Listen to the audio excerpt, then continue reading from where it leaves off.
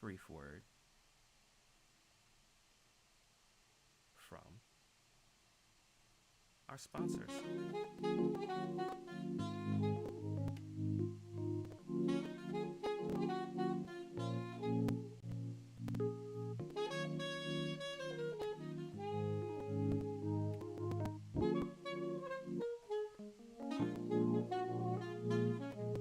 Are you a fan of comic books?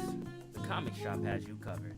Every Thursday, 7 p.m. Eastern Standard Time, we review modern comics live in real time with you, our fellow comic book enthusiasts. Feel free to keep up to date with the newest comics by checking out VV Comics' website. VV Comics is a digital platform where you can purchase the newest comics from brands such as Marvel, Star Wars, Disney, and more. Purchase the read-only standard edition or upgrade to the limited edition. These limited edition comics are collectible editions with cover variants randomly assigned at the time of purchase and can be sold on the secondary market.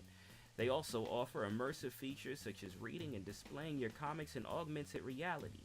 Take your digital collecting to the next level with VV Comics, or just visit vv.me for more information on digital comics or digital collectibles. And as you can see, this is the site. They do drop comics same day as print, so you can even get them before your local comic book store even opens. And like I said, also check out vv.me because they do have figurines, statues, cars from your favorite brands such as Ubisoft, Disney, DC, Lamborghini, Funko, Star Wars, and more. Once again, that is vv.me or vv.me/comics. And I think that that's it for our sponsorship speech. Let me say what's up to my co-host. How y'all doing? Yo, what up? What's good? What's good? How's What's everything? poppin'? What's Pretty up? good, What's man. up? Me and Prop missed the coolest severance thing that they could have had for fans. Bro, that's Yo, I wild, bro. Like saw nobody that. told me, son. Like no one said nothing, bro. Like are they that rich that they don't even gotta tell nobody that they're having a pop up with the actual fucking actors? Like what the like what? And I was just Wait, randomly in wait, Times Square. but didn't they really act? They were like in Not that joint, even like Grand acting it Central. out, though. Grand Yeah, they Central. were. Yeah, they were in there. I mean, that's the thing. It's Like Grand wild, bro. Central, I haven't been to Grand Central in a minute. Like, I really have no reason to be up there. Right. Oh, Yeah. funny. Now they really did that for the people actually literally going to and from work.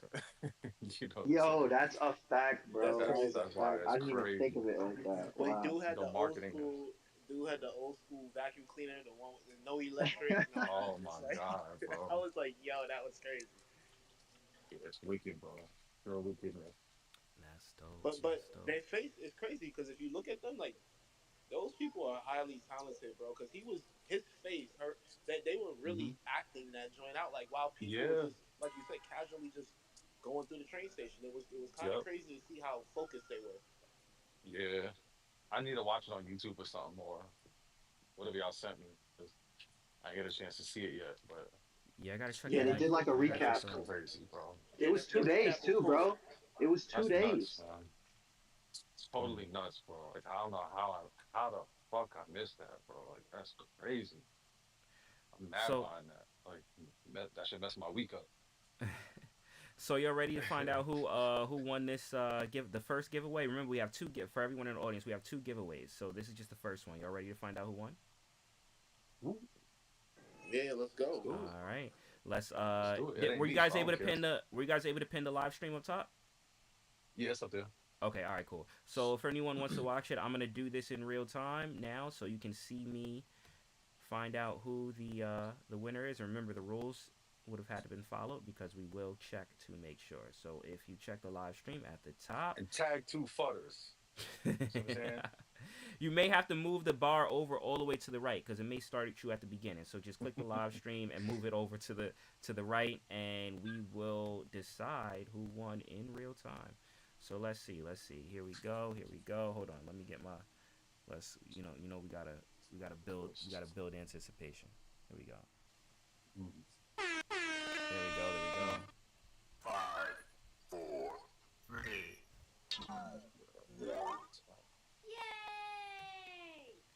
All right. And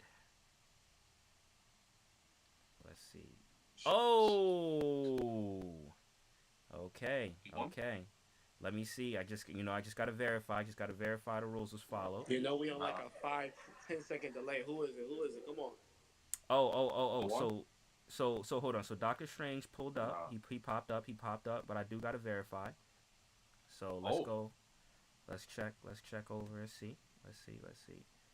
Where's he at? Where's he at? Oh, there he is.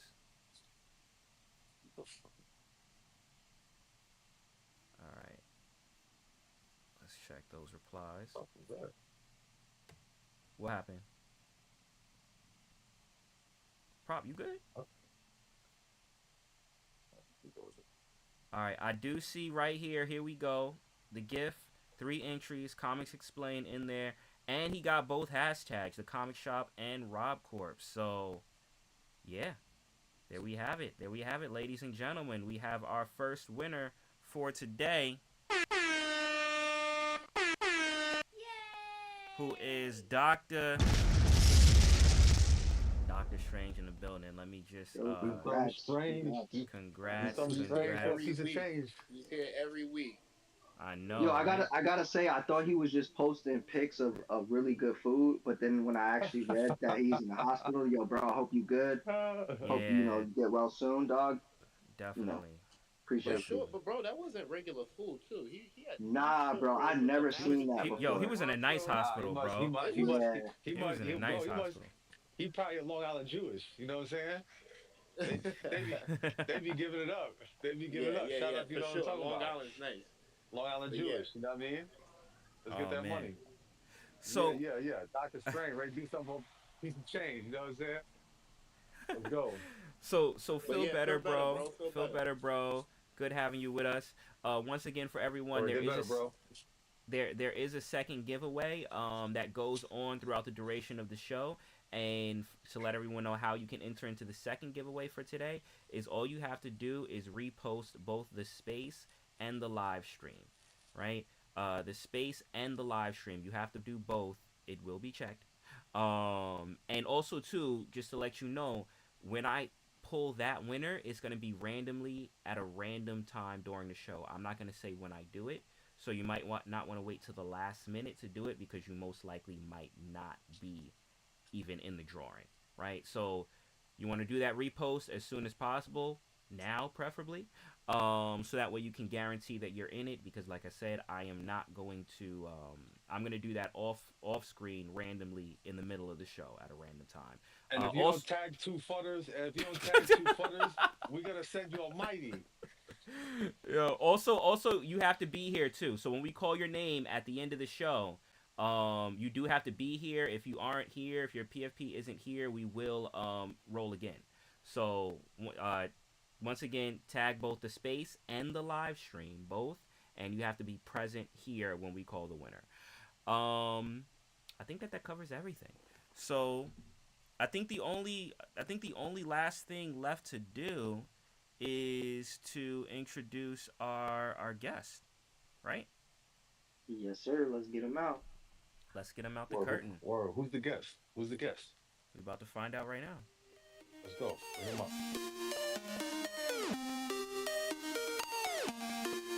Let's go, let's go, let's go, let's go! Bring him out, bring him out. I would like to introduce to you, man, yo, they call him King Khan because, yo, even David, you gotta go to him for like the Khan Alpha. Like this is the Khan Alpha and Omega, right?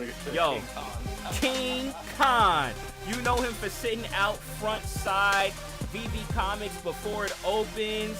He is a legend. He is a fan, all about the fandom. I gotta introduce the one, the only, Mahalo. Gex likes to call him Mahalo. Mahalo Joe!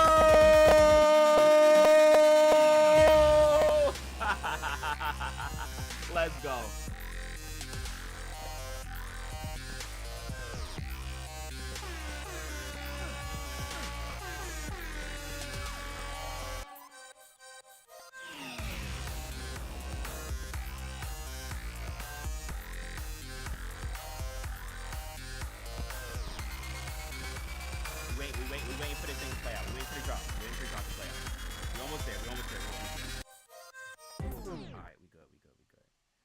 Mahalo was good, bro. Yo, what's up, man? But that intro really is hype, man. I try What's to up, make it everybody? that Yeah, Thanks way. for you having know me. he's I a try to make it pro that too way. because he waited for the drop. Oh man, how's it going? How are you feeling, man? Hey, we chilling. We're here, mic'd up. Hope you guys can hear me clearly. Yeah, we Yeah, got you, man, I'm bro. excited to be a guest here with y'all this time. Let's go. Let's go. Oh, we also got someone new that stepped on stage too. We got Nino in the building. King Nino, what's good, bro? There's a lot of kings out here right now, bro. There's a lot of kings on stage. I feel you. I feel you on that. What's going on, everybody? What's I good? just want to say I'm looking forward towards this episode with Mahalo. Let's go, King Khan. But I had to do this. Doc, I'm happy for you. Congratulations. You deserve it. But Beyonce had the best video of all time. Beyonce had one of the best videos of all time. I'm done now. We appreciate you. We appreciate you, King Nino. Thank you. Thank you for stopping through. Yo, are you gonna weigh in? Did you read the book? Oh dang, he did. Yo, he came through. He came through like the dude that be selling the DVDs at the barbershop. Like he just came in mad hot. Like he You want that dropped some He henny? shit and did. then left. You want that henny He right now? did. You want that henny? That henny and Oh coke. man. Yeah. Oh man. But okay, so jump into this book. Mahalo, you were the one that chose it, right? Any Yeah. I wonder reason why. why you chose it?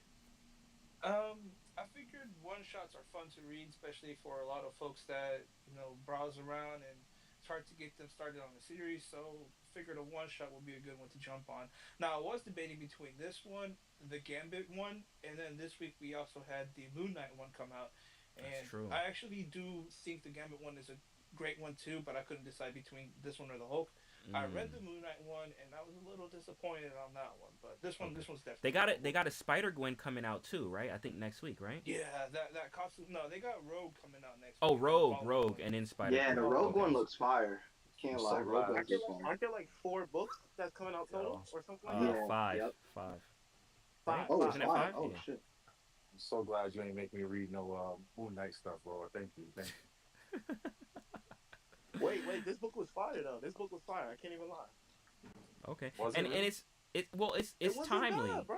I will say it's Mm, timely because we got the mm. Galactus drop, happening what is that Yes. this the weekend? It's, This weekend? it's just like Very Mahalo. relevant. It's just like Mahalo being a good company man. Recommend a book like this. That'd be a I fun actually time. 100%. I Wonderful, suggested it wonderful. before even they announced the Galactus drop, right, emoji? Oh, really?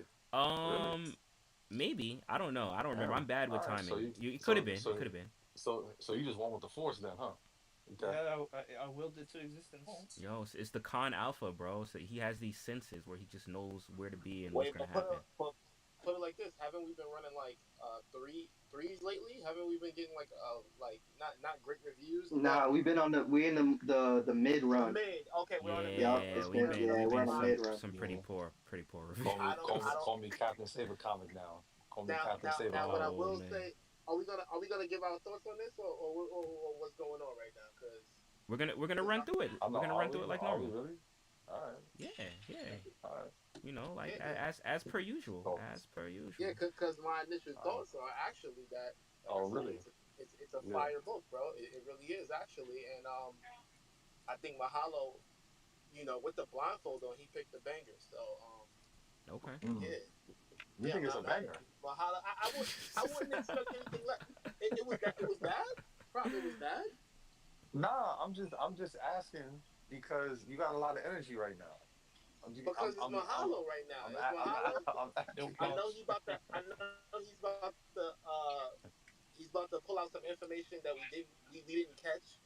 So I'm just saying, Mm, like what's up? What do you expect? okay. All right. You buy Okay. that? All right. Think it's a So banger? You think it's a banger? that's your initial thoughts, your initial view. All right. Initial thoughts. Initial Does thoughts. anyone else want to go next? Initial thoughts. Not going too deep into it, but just initial. Um, it's nice. I'll go. All Okay. right. It's nice to finally have a book in a rotation right now that is actually comprehensive. That actually, you know, it can actually comprehend itself. So that's like an accomplishment of itself right now.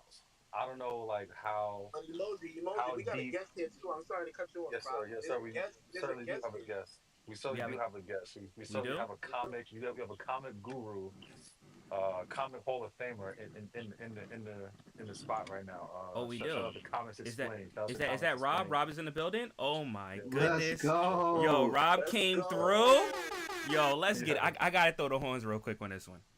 Wait, my horns broke. Wait, why'd my horns break? They were here. There we go. Here we go. Here we go. We got Rob in the building. Comics Explained. Rob, I want to thank you for coming through. Appreciate you, bro. We run this space every Thursday where we review comics. I did pin your YouTube channel in the comment section and in the pins tweet. And we're reviewing the Hulk. The what if Galactus transformed the Hulk?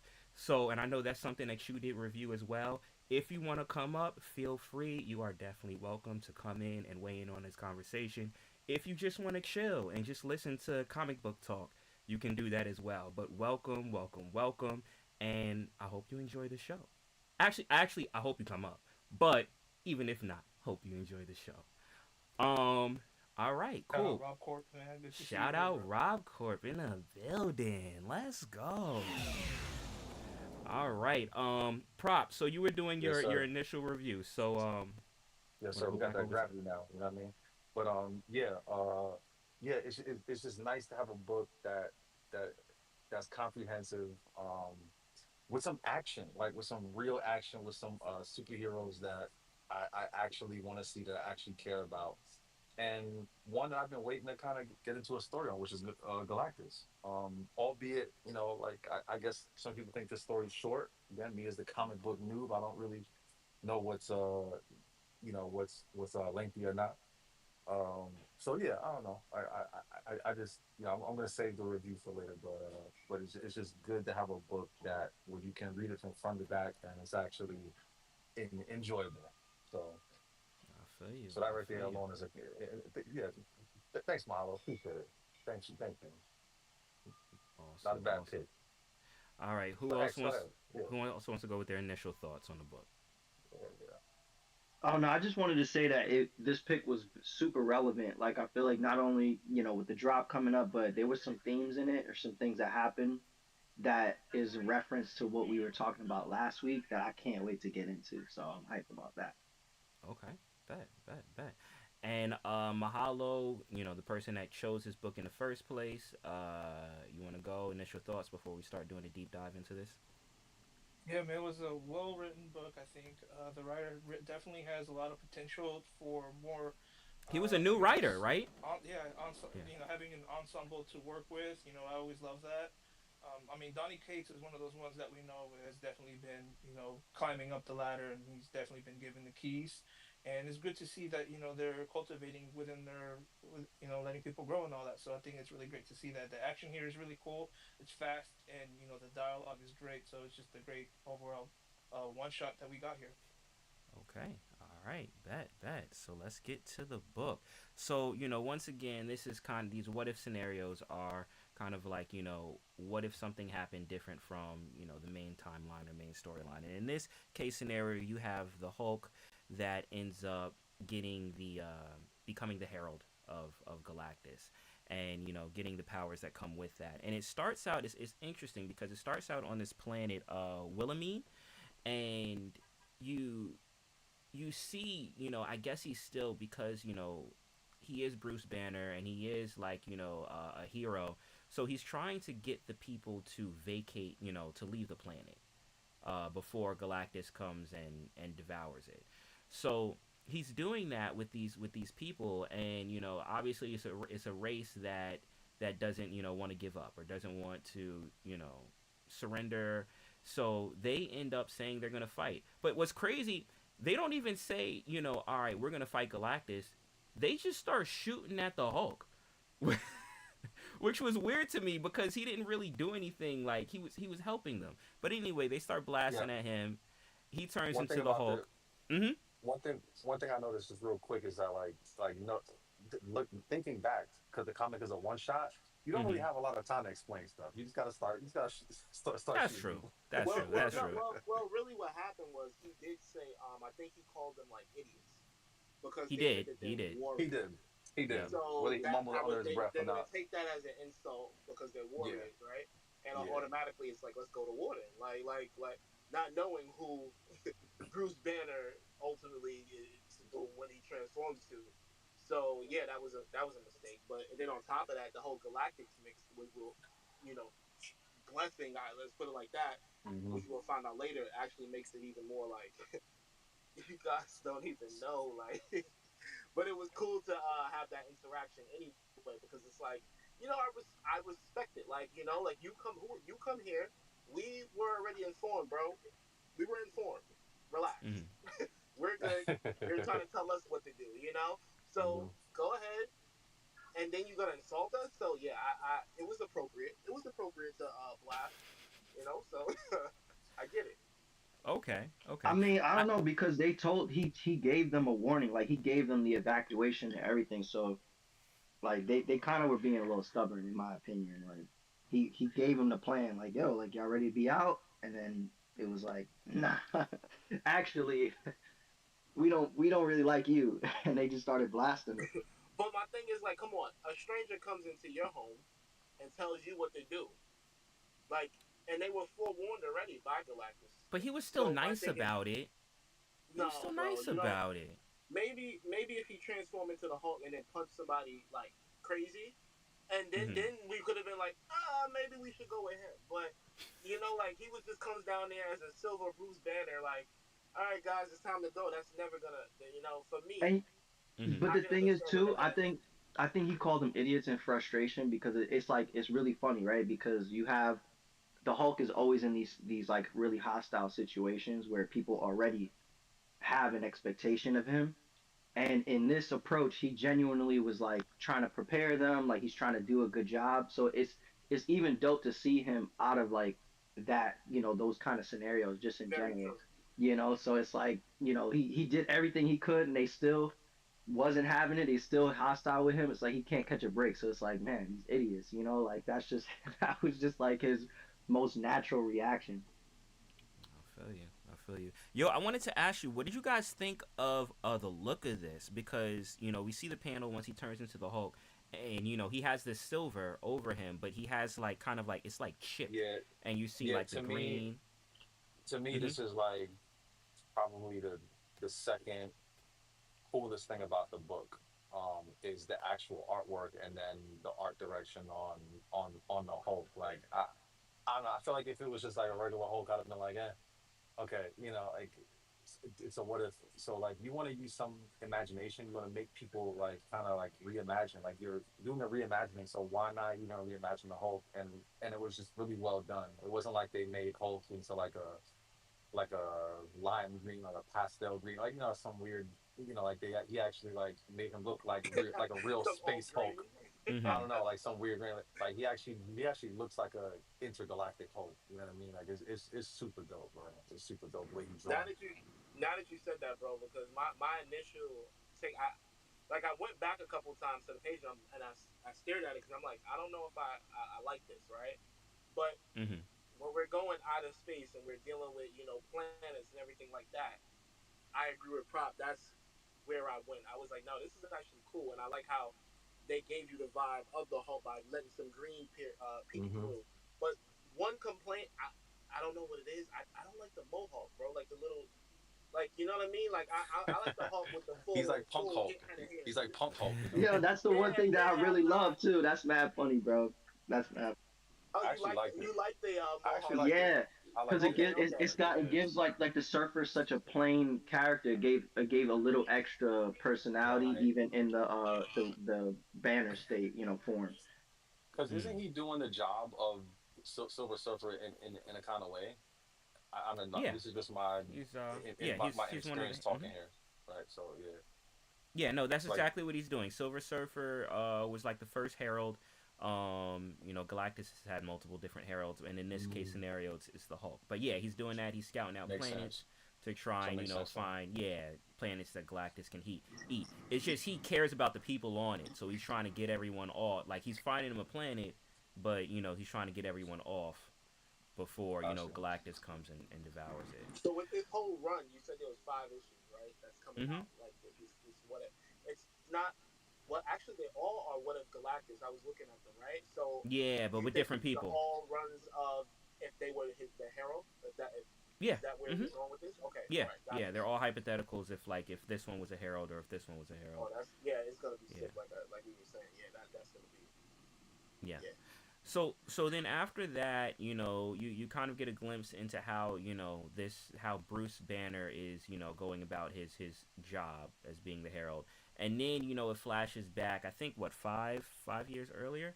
I think that's what it said. Let me just double check. Yeah. Yeah, it's Uh, like years earlier. oh, years earlier, and that's when ultimately when Bruce Banner ends up or Galactus ends up taking on Bruce as the Herald, and Bruce is a little bit reserved and stuff like that because of the Hulk and how I guess how unpredictable the Hulk is, right?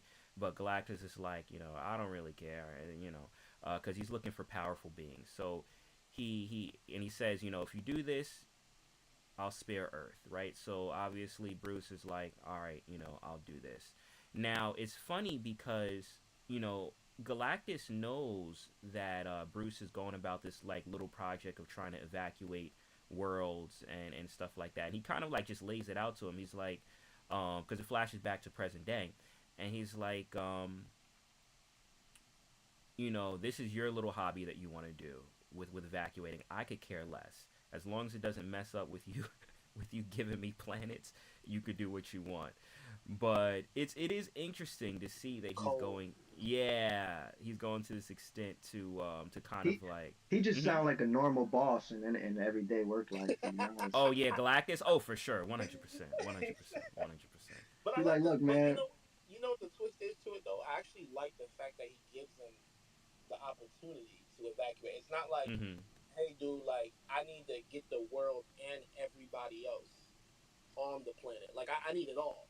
He's Mhm. actually giving them an opportunity to Yeah. vacate, which then was something that was cool because before we get to the point of the Galactus and Hulk taking him on and Hulk saying yes, I'll do it and agreeing, it's kind of dope because he actually tells him like, no, I'm good. Like I don't even want to do this Hulk thing really. I want to be left to my own.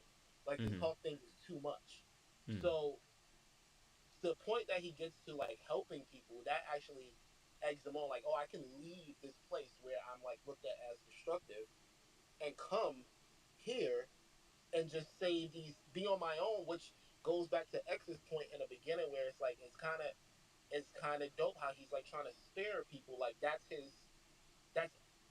the thing that imprisoned him is almost like the things that's his piece as well now because now he's able to go around unknown to anybody else that this is what he's doing and he's totally committed to that and it's kind of dope like he like X said to see that side of him where it's just like he's looked at as so destructive but he's actually out here like doing peace and not even getting his flowers for it. He's just doing it because it's something he wants to do internally, which is a whole nother level of him, Mhm. that we often don't see. So I like that part a lot. I feel you. I feel you. The other thing I noticed, I don't know if it's skipping ahead towards it, but it feels like he has full control of the Hulk too, because in later scenes, it's like Well, he transformed into him and out of And Hulk he's still without like, like any, yeah, yeah. without any like battle of the two states. now I I was feel wondering you. they didn't say that, but that was one thing I was actually wondering. Like as I'm reading it, not till you said it, did I like I was thinking it, but I'm like, does he have full control over this? Because he seems very like He was very aware, actually. right? Like, cause he's talking. Like, there's certain times where he's having, having conversation, even transformed as the Hulk. So I don't think he's like a mindless brute Hulk. Like, I think he's more of a mature, But I don't. But he's not Bruce, right? It's not like Professor Hulk.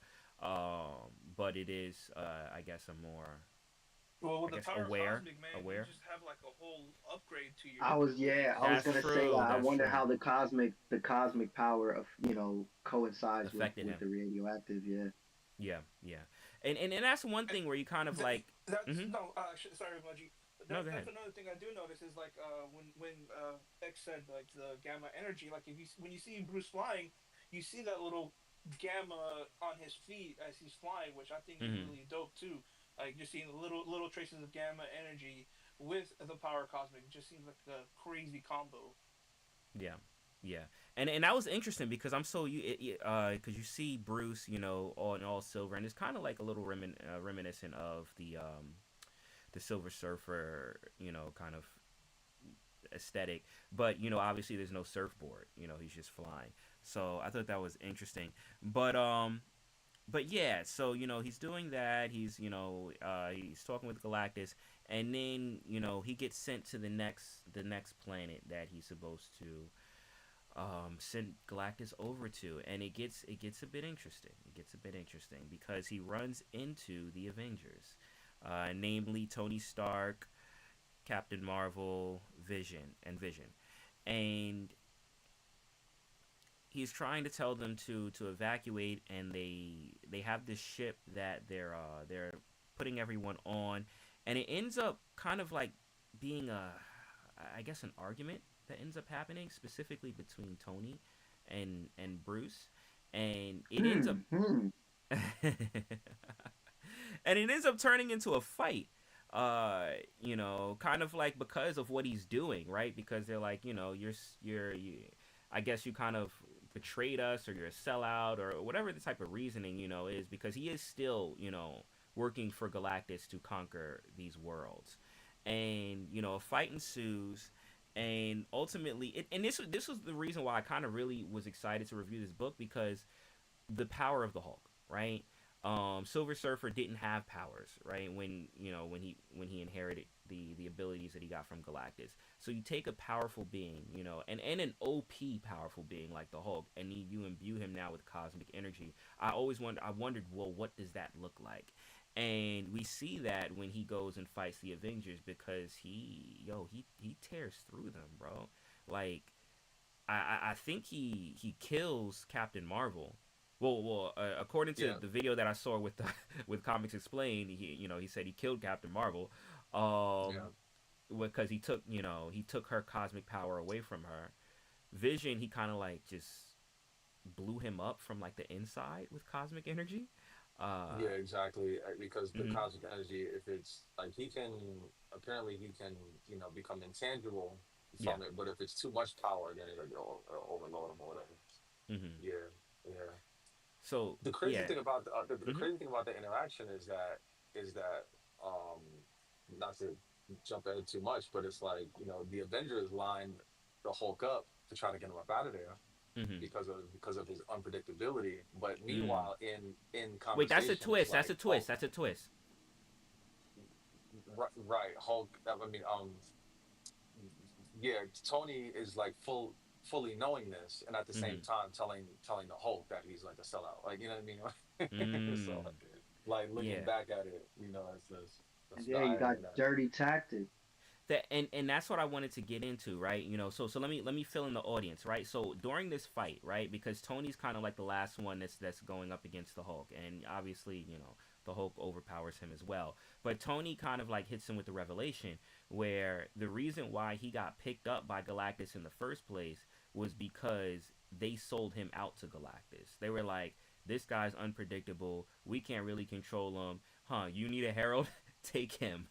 And that's ultimately how he ended up in this role. So to go with what Prop was saying, kind of Tony coming at him like, oh, you're a sellout for doing this, or what have you, like what you're doing as a herald. He got into that position in the first place because of them. So it's it's weird. It's weird. But does anyone want to weigh in on that? The fight, the Yeah, I dialogue. think I think that just because at first when you're watching this, like, damn, Hulk kind of just snapped like out of Mm-hmm. nowhere, and I mean, maybe he got disrespected, or maybe that's just how he is, or maybe the Hulk came through because the Hulk got pissed. Like Bruce was like already like going back and forth, but maybe the Hulk got pissed, and so it's now like you because of Tony's admission when when he gets knocked out.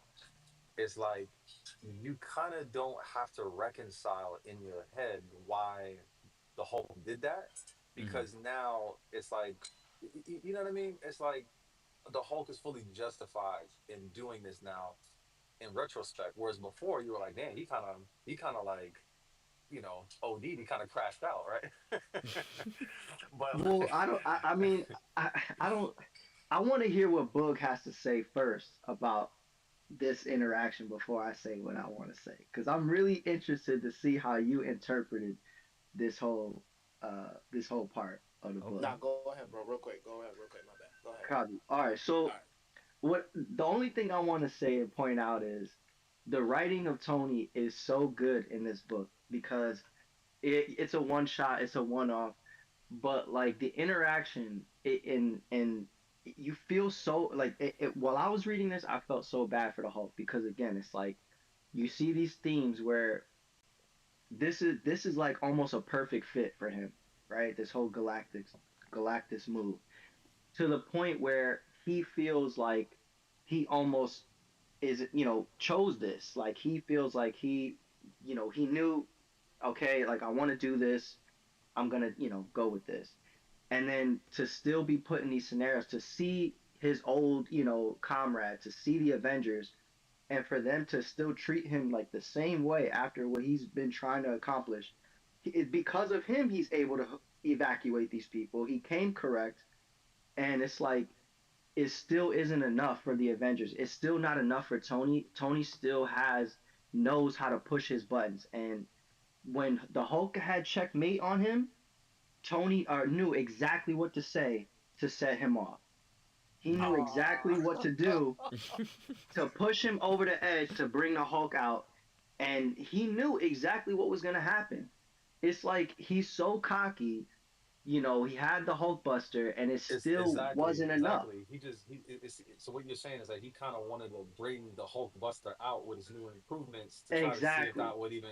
Wow, Like he that's had crazy. no Mm. intention to Oh, save. They had no That's intention to crazy. save these people, bro. Like Price and just and went up. that's a good. Price just went That's a up. nice little Mm. take right there to mix it up and say his ego, because we spoke about this in other issues. How his ego yes, always is like, when we did the zombies. What was that one when he's just like launch and he just leaves everybody, like his drive to like prove, and I don't even know. I think it's not even proving it to everybody else. It's more like proving it to himself, right? Mm-hmm. Supersedes like some. well, in And this I don't in think this one, he I had wanted no. he did not want the Hulk to have this win. He didn't want the Hulk to have the credit, like at Mm. all, for the evacuation, for any of it, for being But but the Herald, none of it, bro. but I I don't think think. they understood. Truth be told, and this is why I wanted you to go before me, because I knew you would come with some great points, and I just wanted to counter it. I don't think that he fully knew the scope and what he was in, and that's why. So when we get down to the battle and they fight, and and the Hulk is ripping his suit away, like basically gonna finish him, right? Mm-hmm. Um, yeah, at that point it's proven Tony right that he's this monster, right? But it gets down to a point where he shows control when he actually backs off, and Mm. that is the point in his whole story. To me, that's the underlying theme of how much control he is in, right? And I So think that I was a gotta great. disagree. Ooh, go ahead. So I think what Tony did was he manipulated the Hulk in this instance to take out Galactus, so they Great, wouldn't yeah, have to worry about him again. great point, great Right, point. and I think Tony's admission to what happened, you know, in the whole backstory, in the whole setup, how he lined him up. Tony's admission to me was in part um uh, proof that he baited him into doing that, Yep. because he Yep. was just so willing to tell him the truth, is that there was no value in trying to show up the Hulk and not get into a confrontation, as well as him manipulating him. So in a way, it's like showing Tony's brilliance, but it just came at a cost of two other lives. So let me ask you this. Let me ask you this. Do you think that because remember the Hulk even becoming the Herald of Galactus was because they they pretty much handed him over to him, right? Do you think that that was like all the way going back then? That was orchestrated as well because of how powerful the Hulk is, and him getting Now, that power up might oh, stand a chance against Galactus? okay, now This let is me answer that because speculation. they Speculation. both had great points, and I think that I want to finish up what they said and then get into Mm-hmm. what you were saying. Okay. And I do believe that Tony is that damn smart, bro. Like, there's only him and Reed. Like, I mean, granted, in the Marvel universe, there's got to be other people out there that's super smart, but Reed and then him is like they don't they're the two guys. But so I can't put it past them not knowing how to manipulate him.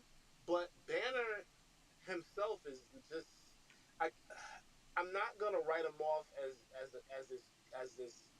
He was just so easily manipulated. I think by the end of it, they are all like in an odd way friends. You know, they're a part of this group. They're a part of this thing that can't be shaken. So as I'm reading it, I'm already knowing that he's not gonna kill Tony. That's insane right now. Like, he's not Mm-hmm. gonna do it. You know. So for him to actually, but like I said, the writing and it's perhaps saying the writing is so it's crafted in a well way where even though I knew that, hearing Tony say it was like, wow, dad, man, you're really giving him praise, which is something that Tony will give it up if he'll tell you that if it's worthy, right?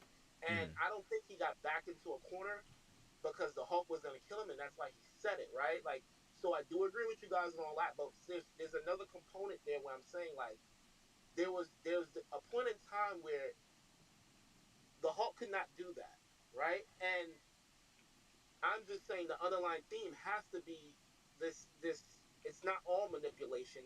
It is that the Hulk is on this higher level of wanting to save, right? Which he's always been, right? In a sense, he just can't control that rage. So for me, that's what I'm saying. He's being counted out, and I think that there's a component there where he's calculated himself.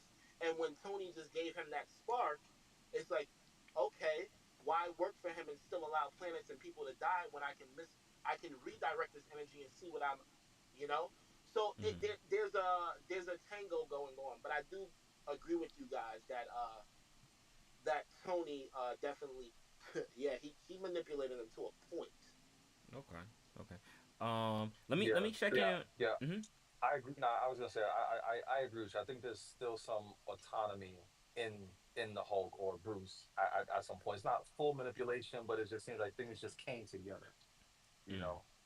Well, yeah, because I mean, there was a scene where like, or the section where Tony is basically explaining to him all the upgrades, and the Hulk is Right. like, yeah, let's get it. Like, all right, Yeah. good. Like, I'm Yeah. ready for this, you know?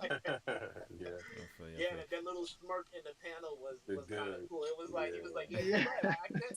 I did just mess up that whole suit that you probably worked hard on." Yeah, I agree. you. I Oh man. agree. Let me check in real quick on Mahalo. Mahalo, you there? Yo, yeah, man, Did you guys Did are you have just any thoughts on this? Oh, yeah, you aren't you guys the are guest today? covering everything perfectly, man. Like, I got you guys have graduated to almost like guru-like status with these breakdowns and all that good Hey, stuff. let's go. Oh no, we come on, man, don't do that to us. We just talking through it. You know what I mean? Like Guru. Yeah, all right, we'll take it from you, man. So Thanks let for me the mastermind. let me ask you guys my original question. This is a speculation question. This is a speculation question, right? Now seeing kind of like the end game and Tony turning him around and having him go after Galactus. With them choosing Hulk in the first place, right? Because remember, this was like they're the ones that gave up Hulk in the first place to Galactus. Do you think that all the way going back then that might have been Tony's plan to give them one of their most powerful or strongest fighters, get them that power boost, and then turn them around, and that might be a way to take out Galactus? Nah, Nah, I think nah, he was No. buying time, if anything. nah. Okay. I think Just I think Yeah. buying. that I think He they're pro- actually afraid of the Hulk. Like you said, I think they're yeah. genuinely afraid they of were him. legit be like, all right, let's just get rid of him because he's. Yeah, Mm-hmm. I think that there's some healthy fear there of him, and I think It's that they, almost like a Planet Hulk thing, where like in Planet Hulk, they That's what it yeah, chose reminded to me give him of. away. yeah. Yeah, that's what it reminded me of playing Hulk.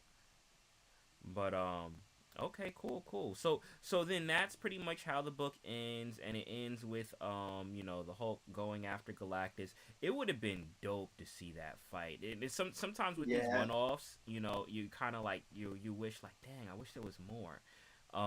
Because really would have been dope to see a Herald, or Silver Surfer type of Hulk going against Galactus to see what that looks like. But mm-hmm. But can we play that scenario out? Because for me, come on, is that really gonna be a battle? Like I gave you that upgrade. Yo, could Really? he take those powers back though? Remove that from It, him? yeah, yeah. I don't know. That's what I'm You thinking. know He what? can't I take have to look into that. I don't know because I know. I mean, obviously, I know. Silver Surfer. Ended up rebelling against Galactus, and he still remains Silver Surfer. So I mean, I don't know. I'm not sure. That's something I would have to look into. This But this kind of mhm. this like conversation kind of makes me think about how Galactus will be portrayed In the in the MCU. MCU. Yeah, because it's like if you're introducing him, as this being, it's like, okay, like at what point in time? Because as of right now, we don't, from what we know, at least, like there is no Avengers, like there only is a Fantastic Four. So Hmm. it's like, okay, you shape up this character to be like a supreme being, and then you have to like kind of write it in a way where it makes sense to battle him or go up against him. Like, what does that even look like? Because I know, like, there's like in the comic books at least, like there's the giant form of Galactus. He can like scale himself. You know what I mean? To be able to fight. So it's like, in the case against the Hulk, like I just like I don't know. It just like he said, it would just be crazy to see them go why at would it. I But it's like, scale how does that myself Hmm. even look? down? Why would I Yeah. scale myself down to get an ass whipping? Like I would like, like or to even. I mean, you know what? Crazier things have happened. I guess that because if I've never been tested, maybe I want to see what that test is like. What is the other what if book we read with Galactus? It was early on. It was in the Doom. summer. Doom. With Doom, With yeah, Doom, yup. Yeah. yes, with Doom out of space, and he And it was the tears same Doom thing. It ended apart. with Doom facing, but you didn't see what happened. It was like the face off Doom and Galactus, and it ends there Didn't he like mess him up the first time and in the then he came beginning. back But like we didn't even see that too. That happened out of the yeah book. So at the beginning, you yeah he saw just him, floating in wreck. space. He got a power up, then went to fight again, and then the book ended. Yeah, true. But But to me mhm. so if they're gonna consistently end the book right right when the hero's gonna leap into action, that No one's I fighting guess Galactus. No one's yeah, fighting Galactus. no one's fighting him. I mean I would assume that because I would really like someone that is a guru to tell that, but like or there's figure a that couple out. of people there's a Yeah, that's a couple of fact. people there are a couple of people that Galactus probably cannot beat. Maybe one or two. Yeah. Well, Mm. I One or mean, two. and shout out Comics Explained. He had mentioned Molecule Man. That was one person that would have been too OP Hmm. for Yeah. Galactus. Yeah. Yeah, apparently So. there's a story where that kind of gets explored, and I need to like look that up and see Hmm. like actually read that story. Wasn't it Reed Richards too? That also kind of like His he's son. scared of him too. Franklin Richards too. But I was gonna say Yeah. Reed because of the Ultimate Franklin is Nullifier or something like OP. that. Franklin is OP. Um. So probably yes. But yeah, I mean, Galactus is in the end all be all and stuff like that. It's just in the books that we've read, we haven't, seen Galactus get washed so far in what we've been covering. After those comments, all I see now is just the Hulk like charging him and just getting flicked. Like,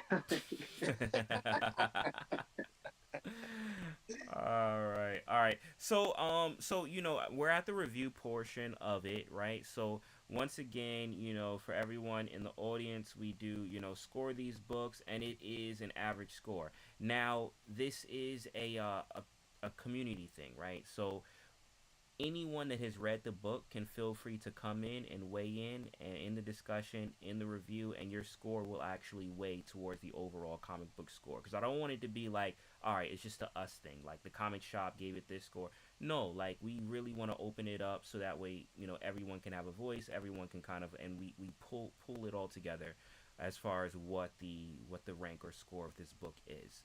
Now, with the scoring system that we do have in place, we kind of want to, utilize all the numbers. So we start in the middle and we start at 5.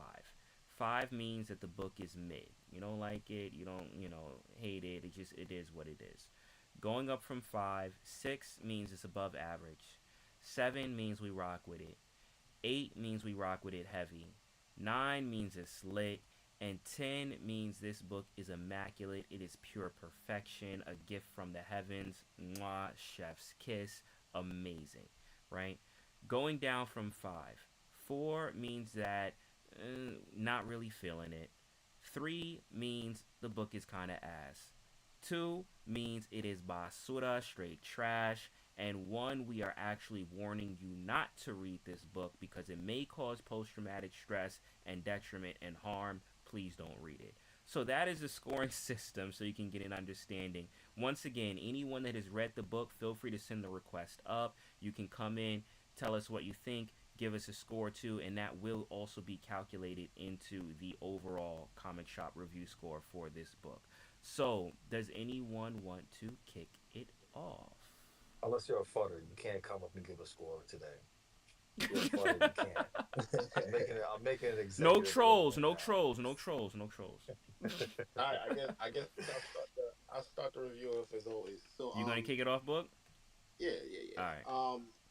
So for me, like I said, there was a lot more this week to the book. Just the storytelling, how the story was told. We're not, you know, by all means, we're not saying that it's the best thing in the world. I'm not gonna go there, but when we go week by week case, for right now, this book is holding up very well because from the beginning to end, I was intrigued. I like how they dropped you, and that's how the one shots have been. They drop you right into the action, right? Mhm. And you're kind of trying to piece these things together. Like first thing right away, and I know it's a what if series, a what if book, and I'm still looking like why is this guy silver, right? Why is he silver? And I couldn't get over that. But once it did click, and I let it settle in, it was perfect. Mhm. So there was little components to it where I was just like that. It kept me thinking like, why?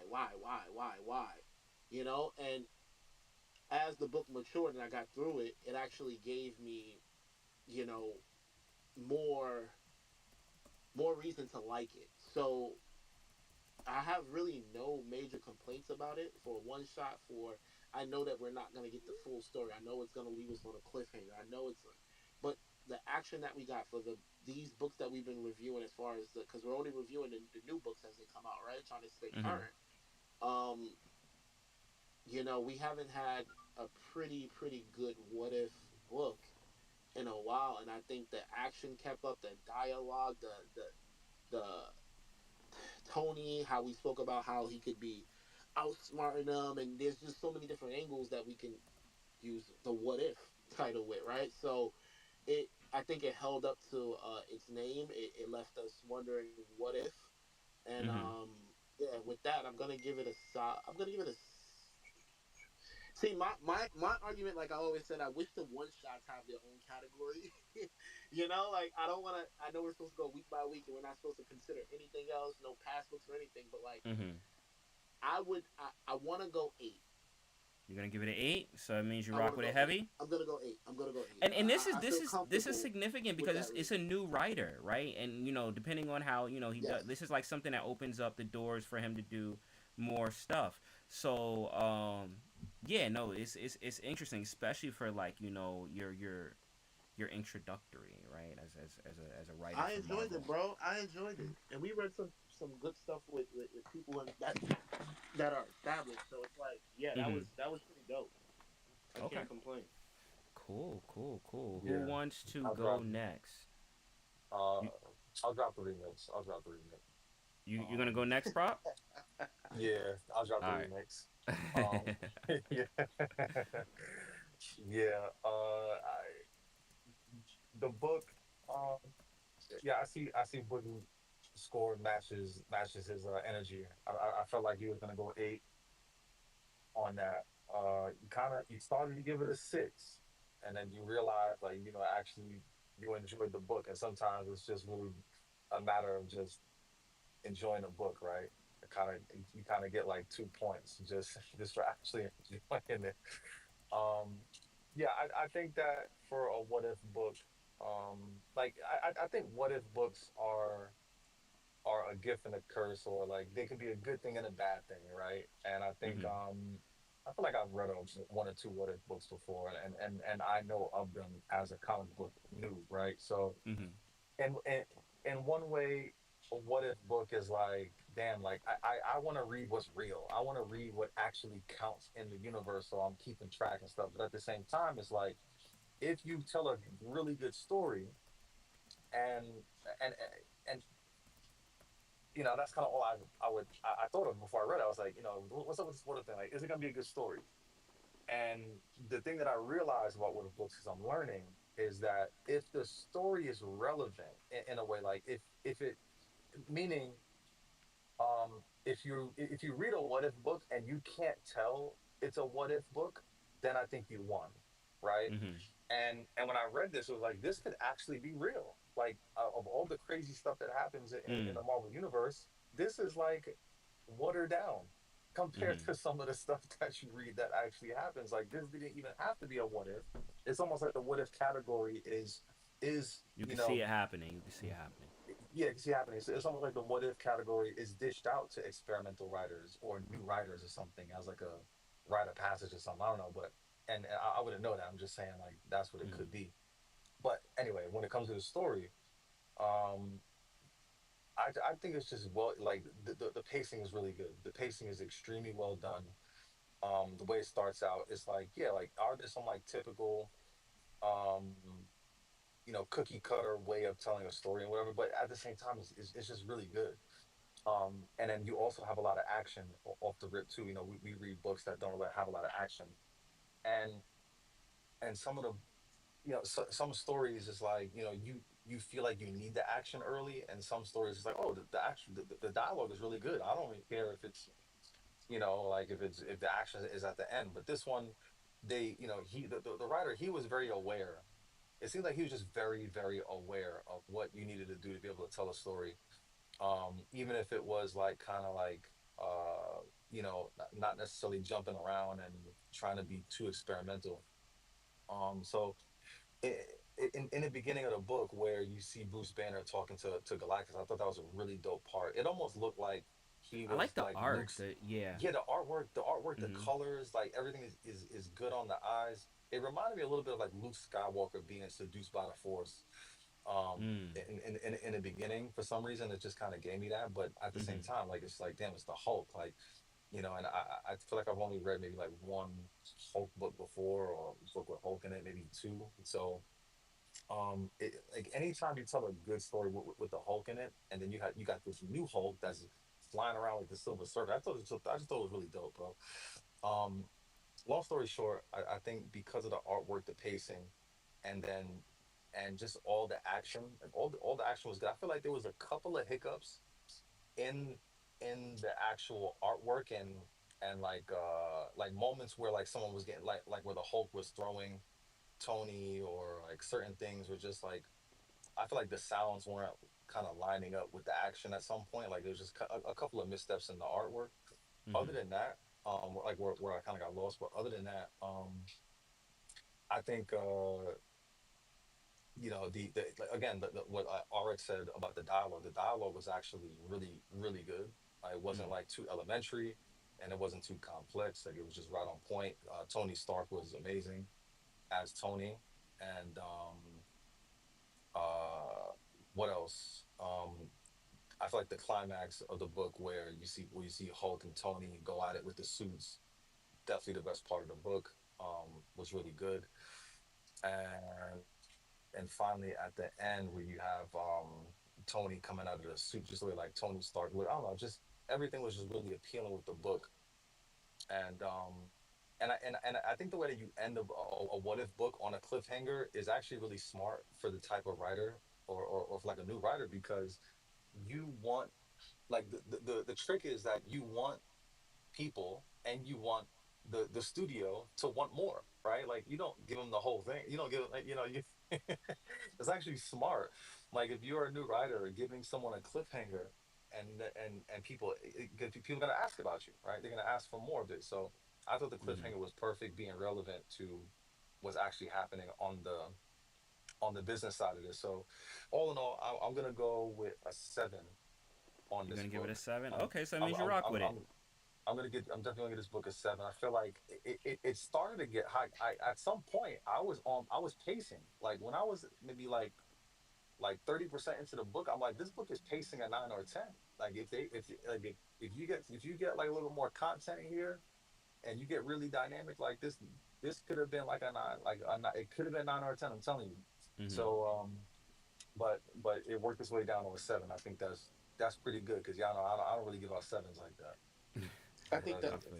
I I feel think you. the what if title held it to a 7, because that's where I was going. I said 8, but I yeah. felt the 7 to be safe. But I Mm-hmm. think the what if title held it back, like how you were explaining. Like, Mhm. if they could have fleshed it out more and then gave you more of Galactus in there, then Mhm. it evolves into this whole more fleshed out thing. But I think Prob's explanation was dead on. Okay. All right. Cool. So we normally save our guest for the last, which is Mahalo. So it's between me and X. X, do you want to go or you want me to go next? I could go real quick. You want to go? Okay. Um, if you want to just, if you got your soundboard ready, I just want to give a round of applause because, ladies and gentlemen, we are out of the mid run. We are no longer Yo, in the let's mid go. Let's go. run. Let's go. Hold So on. I think that deserves some horns. Yes, yes. Yo, and we There's a get a little bomb. rough, but we're gonna do it. There we go. There we go. There we go. Let's All go. right. Let's go. Let's Uh, go. I totally agree with my guys. I totally agree with them. Great scores. I think those are very fair. I also um am very much leaning towards a 7. But what I like about this book and why I think it deserves an 8 is, even though it's a what if book, Come home, come on the home. the fact that there's the fact that there's some other ones to look forward to now with Gambit and Rogue, like, I feel like the purpose of comic books, aside from telling a good story, is to make you excited for something else.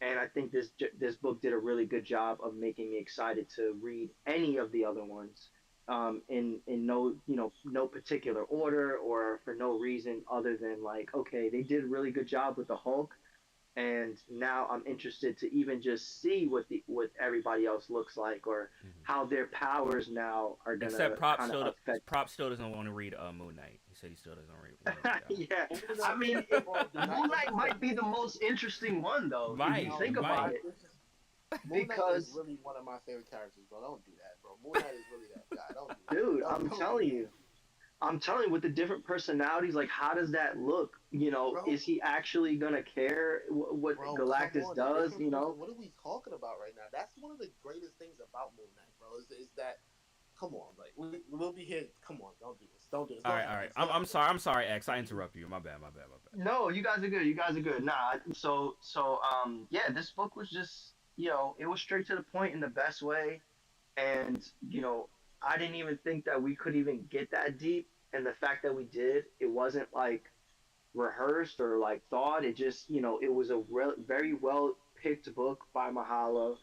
And, I think it just gelled so well with, like, the conversations that we have already had recently. So, some of the viewers, have something even more looking forward to when we talk about this stuff. So this was just overall a great pick, great book. Had a lot of fun with it, and I would definitely recommend this. I would recommend this to other people, and this is something I want to go and look at the variants and see, like, which one I would pick up, to be honest. Mm-hmm. So I'm giving it a solid 8. I rock with it heavy. We're gonna give it an 8. Okay, there we go. All right.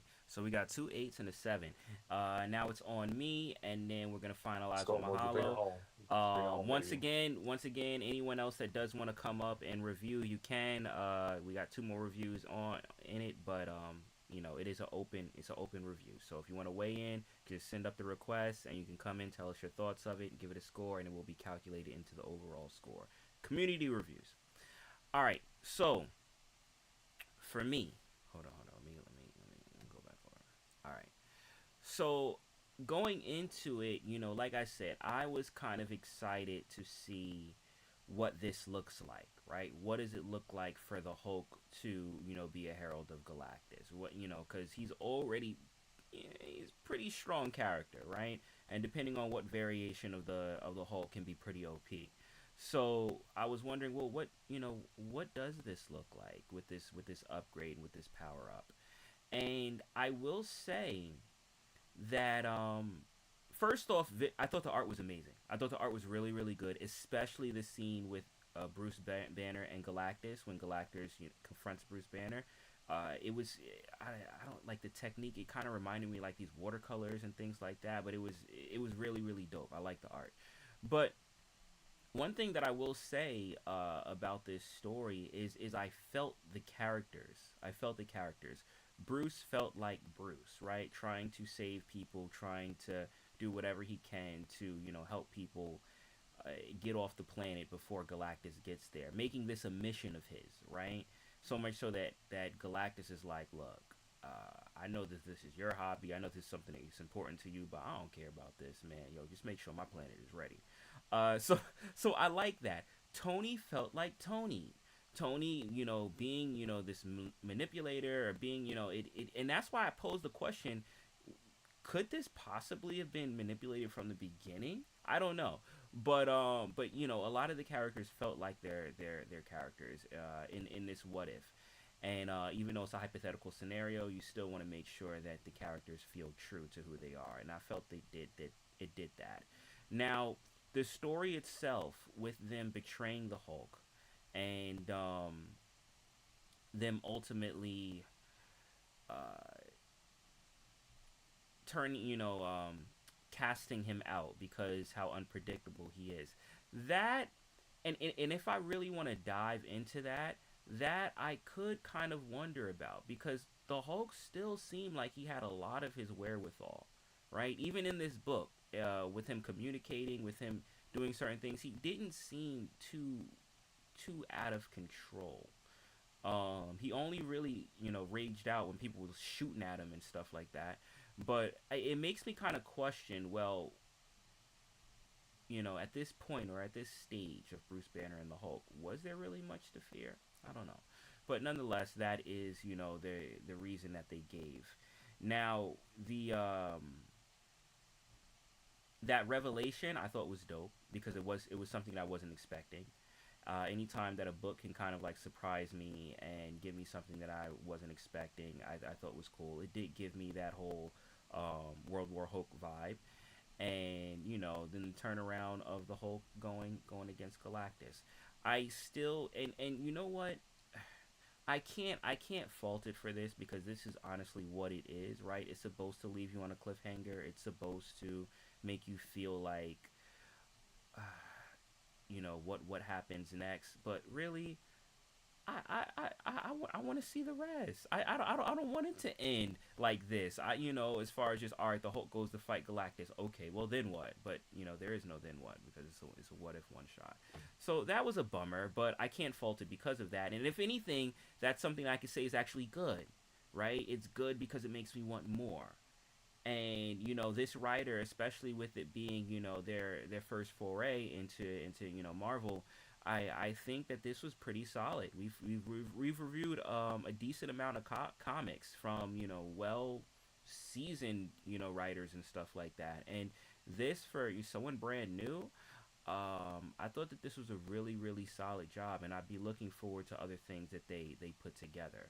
So I'd say for my overall review score, I'm not gonna get too excited about it. I'm not gonna get too excited, but I did like it. I did like it. I rock with it, and I'm going to Seven. say I give it yes. I'm gonna say I give it a seven. and that is my score. And that leaves that leaves our guest of the evening, Mahalo. Take us away, bro. Yo, so I'm glad that I was able to give you guys a book that's not in the mid range officially. I was hoping I could at least get a better rating because I was thinking about like I want to recommend a book that will get us out of the gutters, and I like to recommend We've been books reading that some have like mid a books. We've been reading some oh mid yeah, I books. wanted to get us a good, well balanced book, and this one gave me the and I gotta quote my guy here, but this one got me going. When I read it, I go, "Let me tell you something, man. Let me tell you, this book right here had me like hyped to Mm-hmm. recommend it." So I feel like I could have. I hope I could have gotten this an 8 out of y'all, but there are some parts where like some stuff is missing out, and I could see those demerits, and yeah, like. I do want more out of it. Like, just the premise seemed like a great potential for something bigger, and maybe hopefully they can pull something from this. Now, in regards to this setting the stage for other what ifs, the Gambit one is such a great read, That makes me and actually excited. I'm interested now. I'm interested for that. yeah, Gambit? That's that. Yeah, Wait, they got a so Gambit one. Gambit over Moon Knight as the Herald? That's what I'm saying. Like, come on, man, don't hurt my feelings. Like, I can see Gambit's got to be crazy though. That what? the Okay. Moon Knight one came out the other day. I read that one, and to Oh, me, I that's haven't read not it one of yet. the strongest ones, man. It's not So, strongest one, not one of the so strongest three. Mahalo. So you gave me the option, right? You gave me the option to choose between the Hulk and Gambit, and I honestly looked at Gambit. I was like, yo, this actually looks really good. But the reason why I didn't choose Gambit is because, with him being with the Four Horsemen of Apocalypse, I was like, well, would it be kind of like the same? I don't know. So I wanted something so left field or so different, and that's why I was like, let's do the Hulk. But I do kind of really want, I do really want to read that Gambit one too. But I'm sorry, let me digress. Mahalo, you're giving a review. Yeah, so I'll give it a. I want to say 9, because I wanted to at Ooh, least you saying recommend it's like a good slick? book. Let's go. Let's go. Yeah, get that grade up. And Let's I like the go. premise, man. I'm a Hulk fan. Seeing him be like Silver Surfer, and him fighting with Tony, on a Hulkbuster cosmic energy upgraded suit to keep up with that, bro. That was little. A picture says 1,000 words, and seeing the two fists collide in that little panel to me Mm-hmm. was epic. So yeah, that I'll give it a 9 because it was a good book to recommend. You guys enjoyed it. It had a good overall premise, and it was a fun read. So yeah, I'll give it a 9. All right, so we got two sevens. Hold on, 7 plus 7, two eights, 8 plus 8, and then we have a 9. Now, once again, if anyone else does want to come up and review, they can do that. I'll give anyone a few seconds if they want to send up the request and add in their thoughts on it and put a number. You can do that. Big shout out once again. Big shout out for Comics Explained for coming through. Appreciate you, bro. I hope you enjoyed the show, man. We do this every Thursday at 7 p.m. Eastern Standard Time where we review just random comics. This is sponsored by VV Comics. VV Comics is a digital platform where you can buy your comics as they release, like when they hit your local comic book stores. Actually, before they hit your local comic book You can stores, buy 'em because midnight on Pacific time. yeah, you could buy them midnight on at Pacific time, so before most stores even open. So, a lot of our comics we get off that. So definitely feel free to check them out. That's vv.me/comics. But if you want to come in and weigh in, like I said, floor invitation is there if you want to come in and weigh in. But still, regardless, appreciate you coming through, and I hope you had a good time. I hope you come back. I hope you come back. Every Thursday. All right. So Wait, it wait, looks. hold on. Mahalo, Mhm. Mahalo. Did you get that? Have you gotten all the Marvel Rival covers? Yeah, I Oh do. I snap! picked Damn up the Thor you, ones today. bro. Those were hard to get. Did you got the Chris Yeah. Maroko ones? Nah, that one didn't come They out they yet. don't come out till next week, but No, I but did order those. did you pre? Yeah, exactly. Okay, yeah, Yeah, yeah. I didn't pre-order. I'm taking the L on that one too. Dope. Yeah, I That was Mamako watching. I one's was my I was favorite one. I was showing. Mahalo was showing me some of those covers, and yeah, they look fire. Very Um. far. All right. So are you guys ready for the overall score? Let's Let's do it. let's go. All right. So we got that, and then we are going to divide by 5, which will give us an overall score. Oh man, here we go. Here we go. So, we round. We round. So we got a score of 7.8, which makes it a 8. We are officially out of the Nice. mid Let's range. go. We are officially out of the mid range of mid comics that we've been reading. And we got an 8. That means we rock with it heavy. I think I'm happy with that score. I think that that's good. I think that that's a good score for this. Rock with it heavy, 8. Solid book. I enjoyed it. I'm looking forward to the other ones. I'm definitely looking forward to that Gambit, that Rogue, and the Spider Gwen. The Spider Gwen sounds interesting. That Cause that's outfit that's is that's a sick too, man. team up I would have never even thought of. I'm kind of with Oh yeah, Prop. I I'm will not say looking the forward to the Moon Knight. Cosmic Moon Knight's costume is pretty slick. Like Okay. I Come dig on. it. So is Spider Gwen's. Like the black accents are like little galaxies. It is so Mhm. beautiful, man. I hope you guys can check it out one out. It looks really cool. Yeah, I'm gonna Okay. go. I'm gonna go. I'm gonna read that one soon because everybody the hate on Moon Knight is disgusting.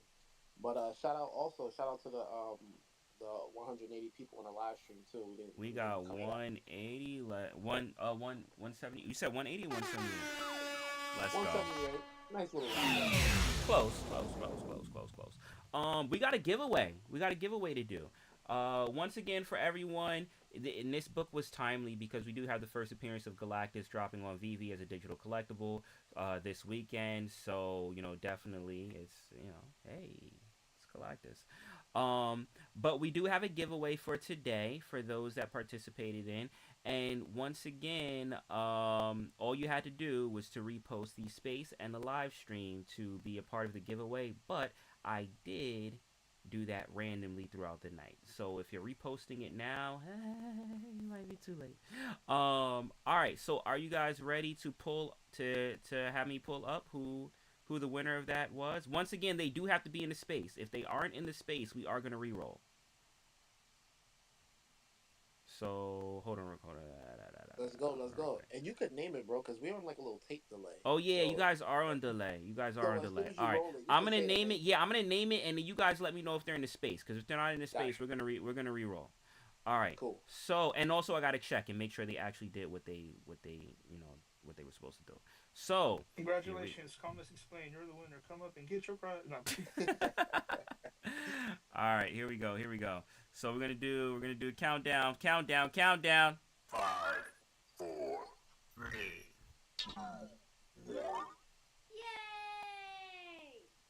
All right, and the potential winner that we have up is Dubes.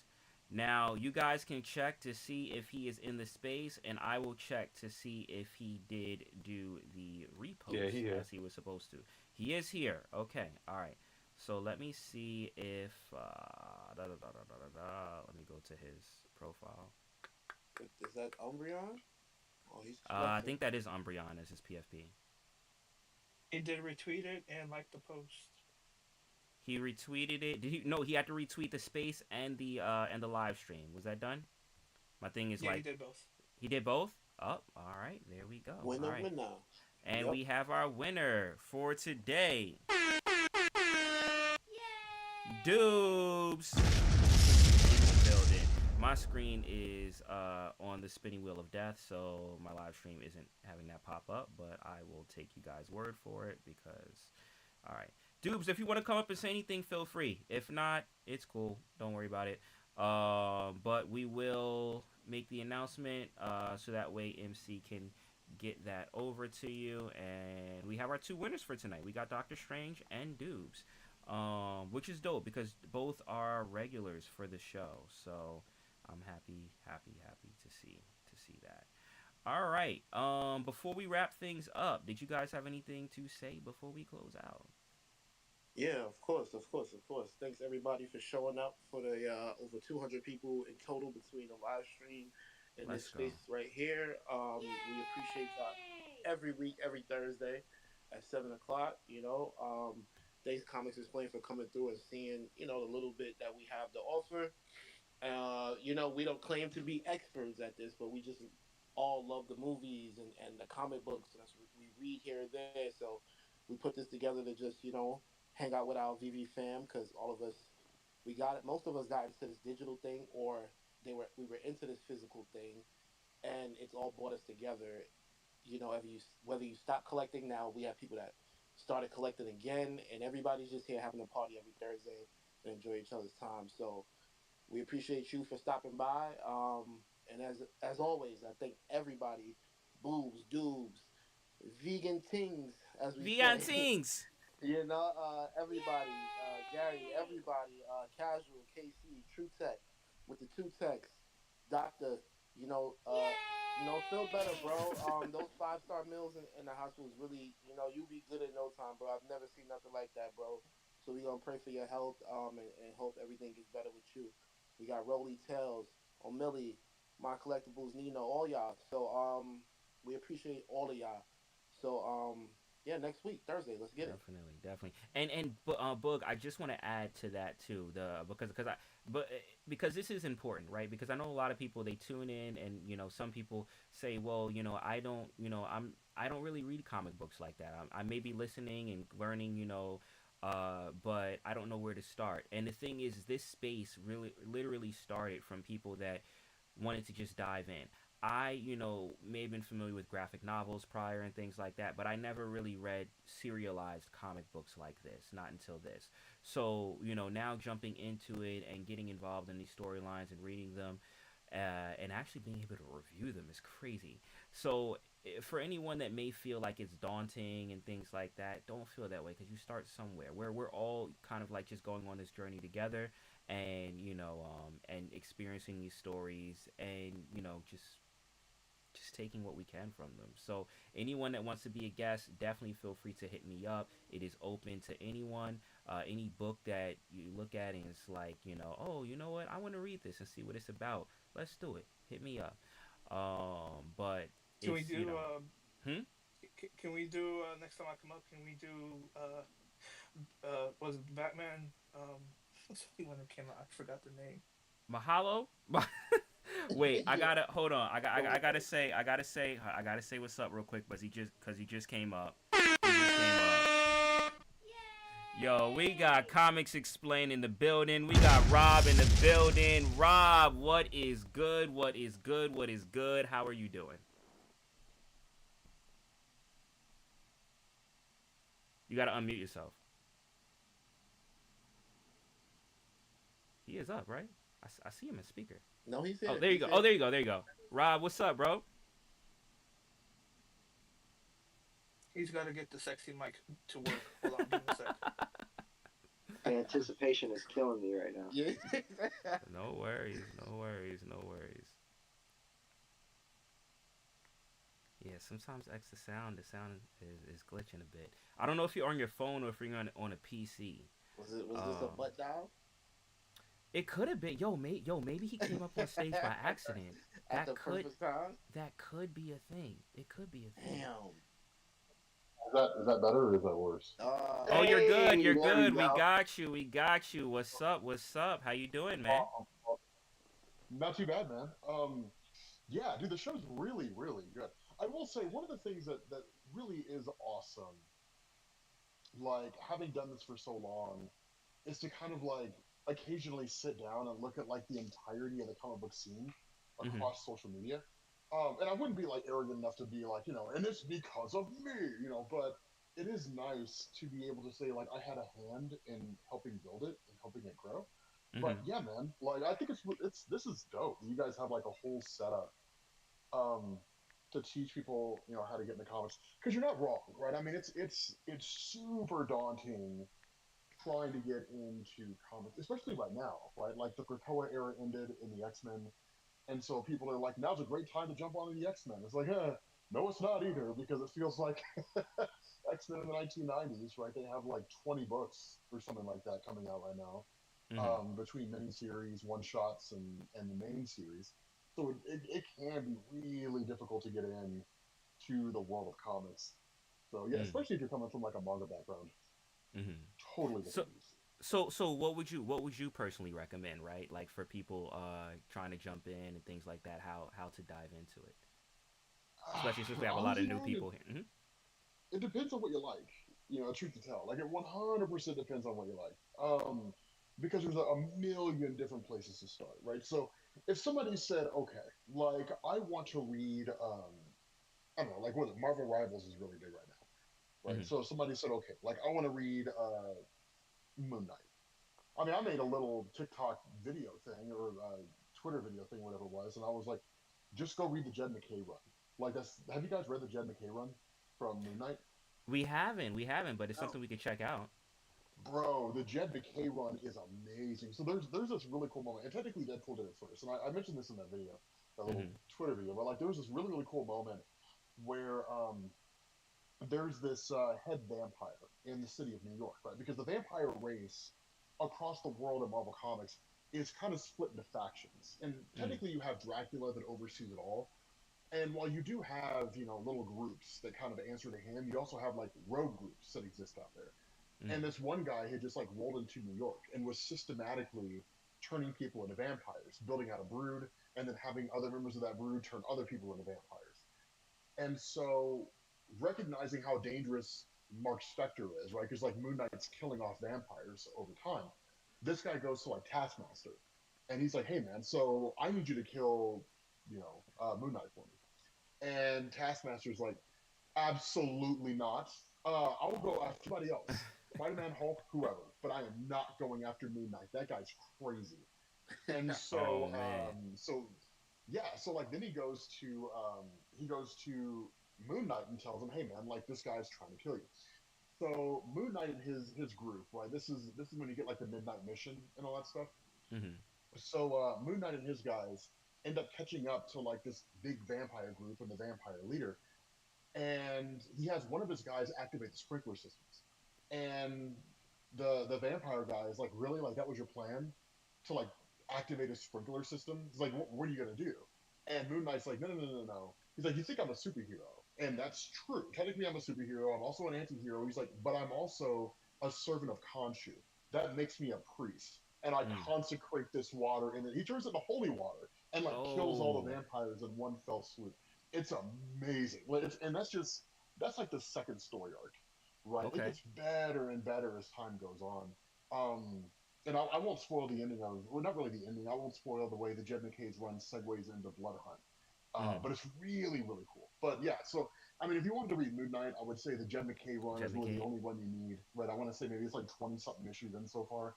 Okay. If you're a fan of the Fantastic Four, Hickman's run is like read only Jonathan Hickman's run. You could probably read the New World story from Mark Waid's run if you want to. If you wanted to get into Squirrel Girl, I don't know, man. Squirrel Girl's a meme. Like, it's weird with Squirrel Girl, man. It's really weird. I Um, feel you. I want to say during Bendis's run is when you found out that she had a relationship with Wolverine at one point. But yeah, I mean, honestly, man, I mean, what's your all's interest? Like, I mean, what do you guys? If I say okay, like, what's one comic or one character that you really want to read about? Like, I will say a good one from Hickman was and we read this one. Here is the Alien versus Predator versus Avengers run. Yeah. Yep. yeah, that's phenomenal. It's Jonathan Hickman though, so it's going to be a really slow build, and I bet dollars to donuts it's going to end on some kind of a massive cliffhanger because I think the final issue comes out here in the next couple weeks, like the next 10 days or so. Hmm. I think it comes out at the end of the month on the 25th. I'm not going to swear to that, but I think it's like the last issue. It might not be. There might be one more after that. But Yeah, I was really surprised with the Aliens versus Avengers because I wasn't. I don't know what I was expecting from it, but I I'm really liking how that story's developing. Another series that we've been reading on here has been the Ultimate series, which we did kind of like fall behind a little because we're doing it weekly, so uh, yeah, we have a lot of catching up to do with oh, the Ultimates, but we have been enjoying the Ultimate series. And to us that was actually really good how they started that run off. It just that whole build up. It's been good so far. So like how did you like that from your perspective? well, that one, yeah, the Ultimates run is really solid. But that reminds me of one of you guys mentioned earlier that there was a story where they were talking about people that Galactus was afraid of, and one of you mentioned Molecule Man. That was an Mm. Al Ewing's run of Mm. the Ultimates. That was all new, all different Ultimate Avengers. So it was the team that had Black Panther, Blue Marvel, America Chavez, Monica Rambeau. Carol Danvers. That is the one where you find out how powerful Monica Rambeau is. Because up to that point, she Mm. was just like a character who was there and did some cool stuff here and there. But I want to say that during Al Ewing's run, although it might have been Al Ewing's Mighty Avengers, but there's one point in where whatever it is, Al Ewing's writing the character, and Blue Marvel analyzes her, and he's like, "You're a being made of pure energy. Like, if you learn to really harness what you're capable of, you'll be able to control matter on the subatomic level on a universal scale. There'll be nothing that you cannot do." But that was the story where it had everything to do with like the first firmament. So if you're really interested in like cosmic Marvel, and you want to know how like the multiverse got started and all that kind of cool stuff, Al Ewing's Ultimates is a great play. It's a phenomenal read. You learn about the first firmament, which is the first universe, and then that was destroyed in a war between the Celestials and the Aspirants. And the Aspirants were what the Celestials originated from. And so when the first firmament shattered, that's how the multiverse came into existence. And then the Celestials duplicated themselves and colonized the multiverse and all that kind of stuff. But there's a point in the story where Galactus is trying to figure out how to handle the first firmament when it returns, and he goes to visit Molecule Man. And it's this really, really dope moment because he's kind of talking to himself, and he's like, "Be very careful, Gallon. Like, this man could end you with a thought." And you don't know who he's going to go talk to. Like, you have Mm. no idea who it is. You're assuming like the one above all or something like that, and then it turns out he's talking to the Molecule Man, and it's like, holy cow! Like, I didn't know they were going to bring him back. That was back when Marvel was still, to a degree, piggybacking off of what had come out of Secret Wars 2015. Not doing it very Okay. well, but doing it somewhat. Yeah, that was a run where Miles came out of, right? With the ultimate. Is that what you're talking about? No, no, no. So that's one of the, and that's the confusing nature of comic books. Okay. So what you're talking about is the original Earth 1610 Mm-hmm. Ultimate Universe. And yeah, they did have a comic book line called the Ultimates. Like that was the Ultimate Avengers in the Ultimate Universe. Yeah, yeah, When that universe was destroyed during the end of the incursions, yeah. Mm-hmm. leading up to Avengers and New Avengers. Oh my God, during Jonathan Hickman's Avengers and New Avengers, son. That's the thing that I tell everybody. Like, man, because like people always ask, they say like, what's one comic book run I should read? Jonathan Hickman's Avengers and New Avengers run. It is the comic book run. Like everything happening in the MCU right now with the multiverse, the incursions, all that kind of stuff. That's all Jonathan Hickman. He did it infinitely better than the MCU is doing it right now. But Mm. that is the run. It's like the death of Thor and Hyperion, the collapse of the multiverse. Like there's this amazing moment when Black Panther has to destroy a world in order to save their Earth, and so like Namor's like, "What are you waiting for?" And Black Panther's like, "I'm not waiting. I'm remembering who I used to be." And then like he detonates the bomb and blows it up. Captain America gets the Infinity Gauntlet. I mean, it's a phenomenal. It's so many great things happen in that run, like top to bottom. It's gonna have some slow points, but top to bottom, it's amazing. But anyway, yeah, the original Ultimate Universe 1610 that ends during the incursions, and so after that, there is no Ultimate Universe in Marvel Comics. At the end of Secret Wars, because of the fact that Miles had helped out Molecule Man or given Molecule Man a sandwich or something like that, I can't remember what it was, during Secret Wars, when everything goes back to normal, Miles goes into the main Marvel universe, and then his mom is brought back to life by the Molecule Man, and so that's how you kind of get Miles in the main Marvel cinematic, or I'm sorry, in the main Marvel Comics universe, crossing Okay. over with Peter Parker, um, and then it just goes forward from there. After that, Al Ewing writes Ultimates, and Ultimates takes place in the main Marvel universe. But Al Ewing's Ultimates run has been over for I don't know, maybe 3 years at this point, maybe almost four. Mm-hmm. And so Marvel is relaunching the original Ultimate Universe Avengers as the Ultimates. But to the point that you guys made, that's why comics can really be convoluted and complicated because right now you're reading the Ultimates, not Al Ewing's Ultimates, the Ultimates from the original Ultimate Universe, which doesn't Mm-hmm. exist anymore. But now it's back, and it's kind of a nightmare sometimes. I feel you. I feel you. I feel you. Did you have a score for like the book that we did today? If you want to just Yeah, I wanted to give ask. your Did you want own. to weigh in? Because we could throw your score in there too, and then get see where it lands. Because I know you did I mean, read this, but because you as long as reviewed it's it. not worth like triple points or anything like No, that. no, it's the Nah, nah. same. It's the same. It's average. It's average. Okay, yeah. As long as it's an even score with everybody else. But Uh, I'd give it like a if you want to seven. break it down, if you want to break it down, your thoughts on it, and then give a score.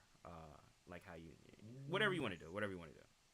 Yeah, I mean it's a proving ground story, right? Mm-hmm. Marvel doesn't do 2-in-1 or Marvel Presents or anything like that anymore, and so they do those kind of one-off stories now. As a way to give writers a chance to sort of test their abilities and see how the comic performs and see how people talk about it.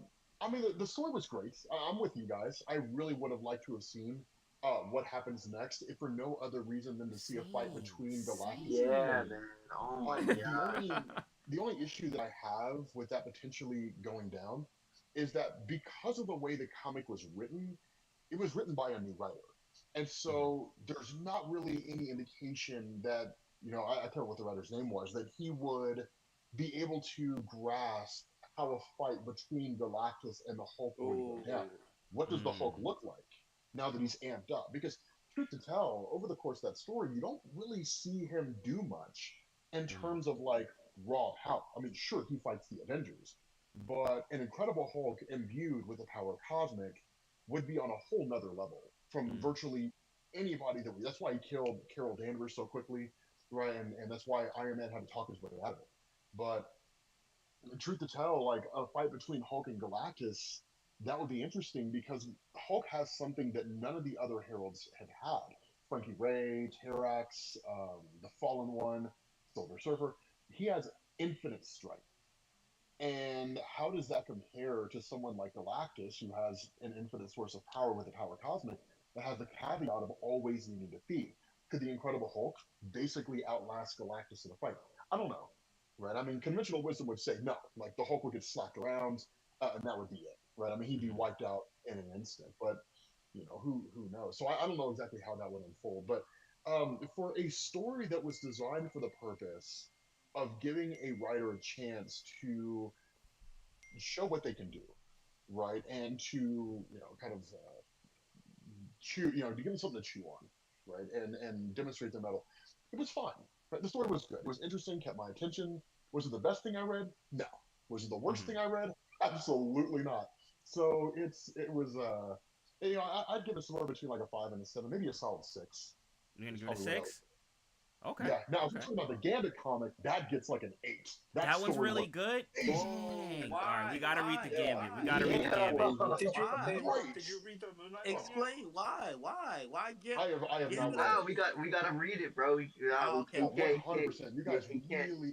I've not read the Moon Knight one yet. I might read that tonight. Make a video on it tomorrow, or maybe later on in the week. But the Gambit story was phenomenal because there really isn't a whole lot of action in it. I mean, there is some, but if you like the personality of Gambit, specifically from X-Men '97, you get a lot of that, right? And it's really a perfect answer to the question, like, what would happen if Gambit got the power cosmic and became a herald? And it also Mm. builds off the mutant, which is really really cool. So if you know the history of the character, it hits even better. But even if you don't, it's still a really fun story to read. So yeah, I'd give that a solid 8, 100%. But yeah, for Okay. the Hulk story, I got like a 6. We gotta review that. We gotta you gotta come back when we review it. So you can be a part of it. Yeah, we'll see what's up. It'd be cool. But Hey, all right. Rob, Cool. Mm-hmm. can I ask a quick question, Rob? As you noticed, like emoji was shouting out to the VV community here, and there was a video that actually I came across with you on a podcast where you talked about digital collecting, or that perspective of the digital platform would make a major shift towards comic book collecting. I don't know if you remember, you talked about that a while back, but with Diamond kind of going declaring bankruptcy, have you followed up with anything that's been going on with that? Yeah, I know of it. I mean, again, it's only a matter of time. I mean, the reality here, and I won't go super in depth into this. I'll make this relatively short. But I mean, when you look at the entire history of comic books, right? You look at the comic book bust of the 1950s. You look at the comic book bust of the 1970s.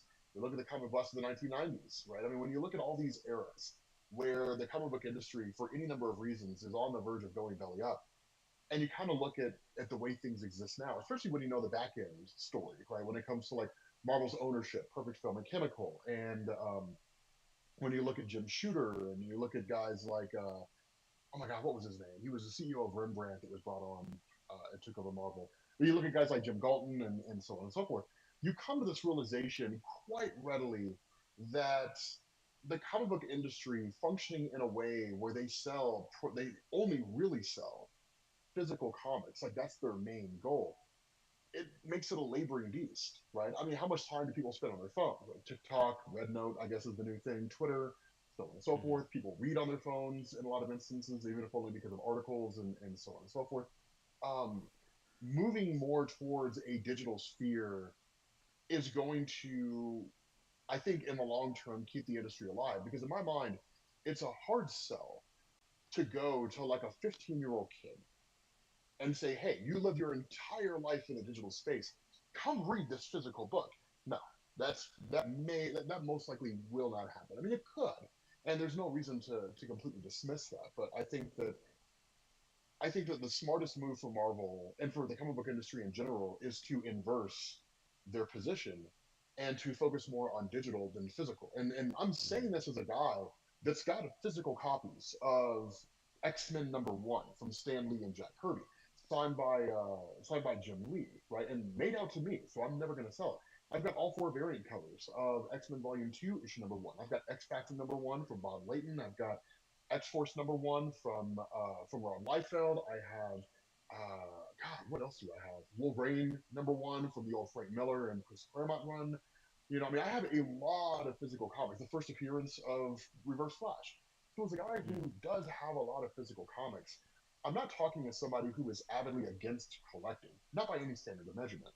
I'm simply talking about, talking as a guy who is looking at the existing landscape of how people interact with the world around them and just kind of rapidly coming to this realization that physical comic books, are a thing of the past. And if Marvel and DC and the other publishers don't learn to catch up with that and don't learn to realize that, like by the time they jump into that digital space, yeah, Yeah. Well, they'll be playing catch up.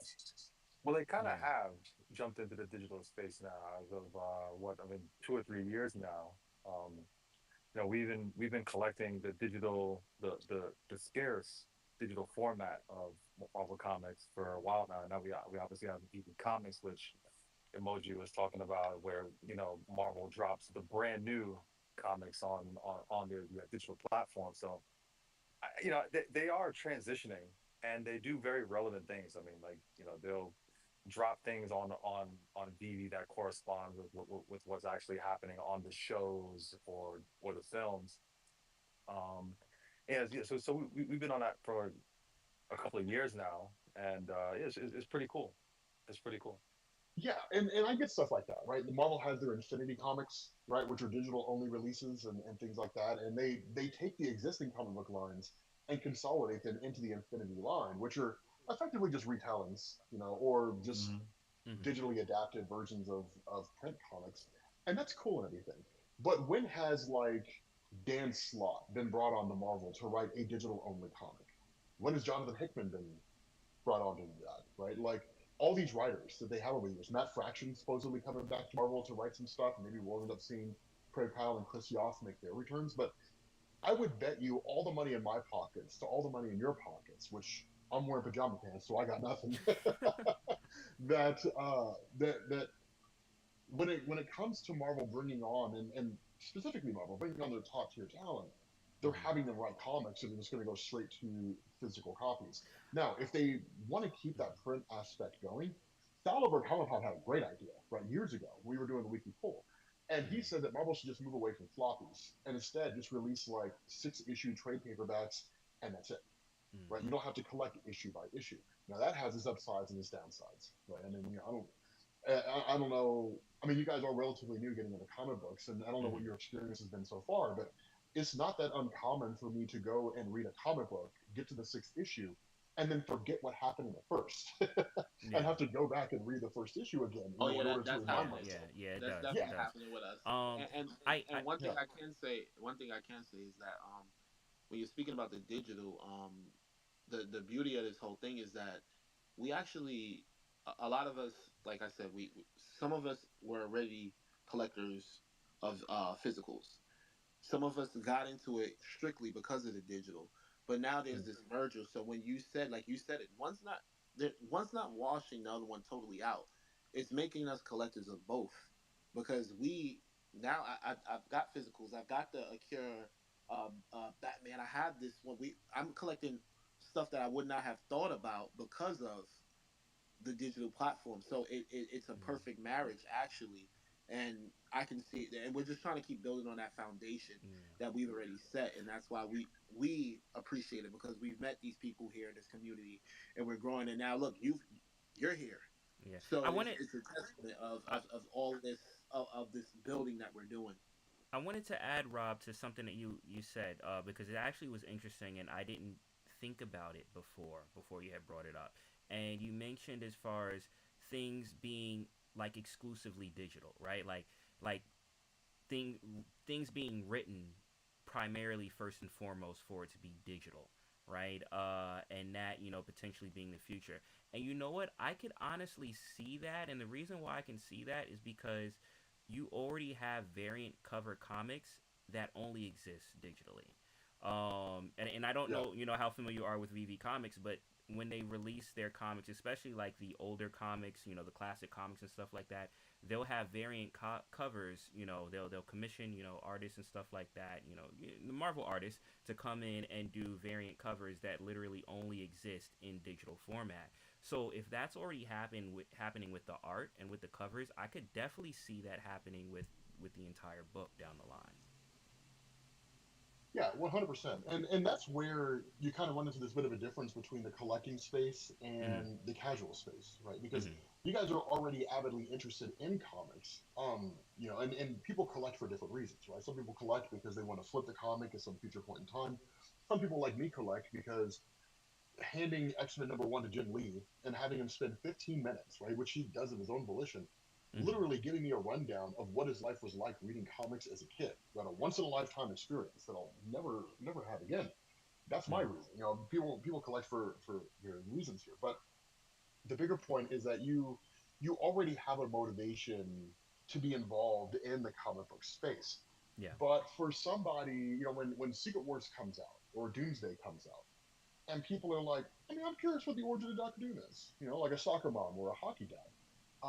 If you tell them, well, I mean, if you really want to know what the origin of Doctor Doom is, go to that shop over there, which looks like it's just been untouched by time and still lives in 1993, and tell the guy in there that you want to know the origin of Doctor Doom, and he's going to give you a trade paperback, and you're going to take it Mm-hmm. home and you're going to read it, and then you're going to be done with it. And you may or may not keep it. And if you decide not to keep it, then you're going to have a $20 book sitting on your shelf that you're going to throw away at some future point in time. Mm-hmm. Whereas if it's something like digital, it's like, well, then go here and just read it on your iPad, right? Done. Yeah. And that's it. Um, and that, and to me, it's also the convenience, right? When myself and Benny way back in the day, right, when we used to travel and go to Comic Cons all the time, we eventually started switching over to digital because we got tired of getting onto a plane with a backpack full of comics because we had to get caught up for the week. Mm. I We feel hated you. that, I feel right? you. And so we Mm-hmm. were just like, we're just going to read them on tablet devices, and that's really what you know took us in the direction, or what took me in the direction specifically, with focusing more on digital and kind of leaving physical comic books behind. So to the point of digital versus physical, I'm addressing more of like the soccer moms, the hockey dads, right? The casual people who may read like one comic ever, as opposed to the people who are already active within the comic book space and are transitioning from collecting comics in one medium to another. Mm-hmm. I feel you. I feel you. Yo, I got Yeah. a really random, really quick question for you, Rob. So we have this ongoing argument on the show that's pretty funny, and we just want to, this is pretty legendary, so we have to get you to weigh in. Um, Toby, Tom, or Andrew? Andrew, 100%. I Whoa! love Andrew Garfield Spider-Man. Come on. Andrew Garfield is the perfect Peter Parker. And I know it's not popular to say that now. It was popular to say when No Way Home came out. That was the popular statement to make back then. But Mm-hmm. now it's not as popular. But I loved Andrew Garfield's Peter Parker and his depiction of Spider-Man. Everything else about the movies was trash. It was a Sony Spider-Man film, right? I mean, what can you expect? But um, you know, yeah, Andrew Garfield was amazing. I loved him as Peter Parker. That's awesome. I Why? don't think we. Am I in the minority here? You are, dude. You What? are. You What? absolutely are. I Yeah, don't think we've I heard like anyone yeah. Andrew. say. I like Andrew. I like Andrew better than Toby. I like Andrew better than Toby. Wait, hold on. Emoji, I like you're Andrew better changing than your the other answer. guy. Eh, Yeah. Whoa, whoa, Emoji, you're changing your answer right now. First of all, we said Tom Holland because I he said Tom. actually I said Tom was does my his favorite. But own. if I You had to like do Tom? He's between Jackie Chan Andrew and he and does his own and stunts. So this is where we're leaning towards because the man now X had a great point, and he the Andrew like banter of how he talks is very reminiscent. hmm Right. he just Yeah, has I think more it's Peter and swag. then He has more. Andrew. He has I more think it's swag. right. The swag accounts for a lot. I think just me personally, I think it's Andrew. I'm not mad at that pick, but I got Toby and then Andrew. And Tom he's just not in it, bro. He's not in it. I'm always gonna ride They for need to Toby. re-roll. They gotta re-roll that Tom Holland I mean, he's not Spider a Man, bro. terrible Spider-Man. Like he's not the worst Spider-Man there's ever been. But Andrew Right. Yeah. Garfield kind of had like that perfect blend, right? I mean, yeah, Tobey Maguire is great. Tobey Maguire is reminiscent of comic book movies in an era where they weren't all like super dark all the time. I mean, hell, I might fire up Spider-Man, right, after this is over and go watch, the old Tobey Maguire, maybe the old Fantastic Four, but still, I feel like Andrew Garfield kind of has that perfect blend between a Peter Parker who is a little uncertain of himself, right? But a Spider Man who's overconfident. And kind of the perfect blend of those two things, right? Just Mm. completely contrasting characters. Because that's what Spider Man was, right? Peter Parker was the guy who always had the Parker luck and, didn't really have as much confidence in himself as he should have. But when he was Spider Man and the mask came on, well, then everything changed, right? And that was I felt like Andrew Garfield perfectly encapsulated that character, both in looks and acting. Yeah. All right, so just a segue after that question, how do you feel about Ultimate Spider-Man 1 and just like the kind of different take on the character that we More know and mature love? Peter. Ultimate Spider-Man.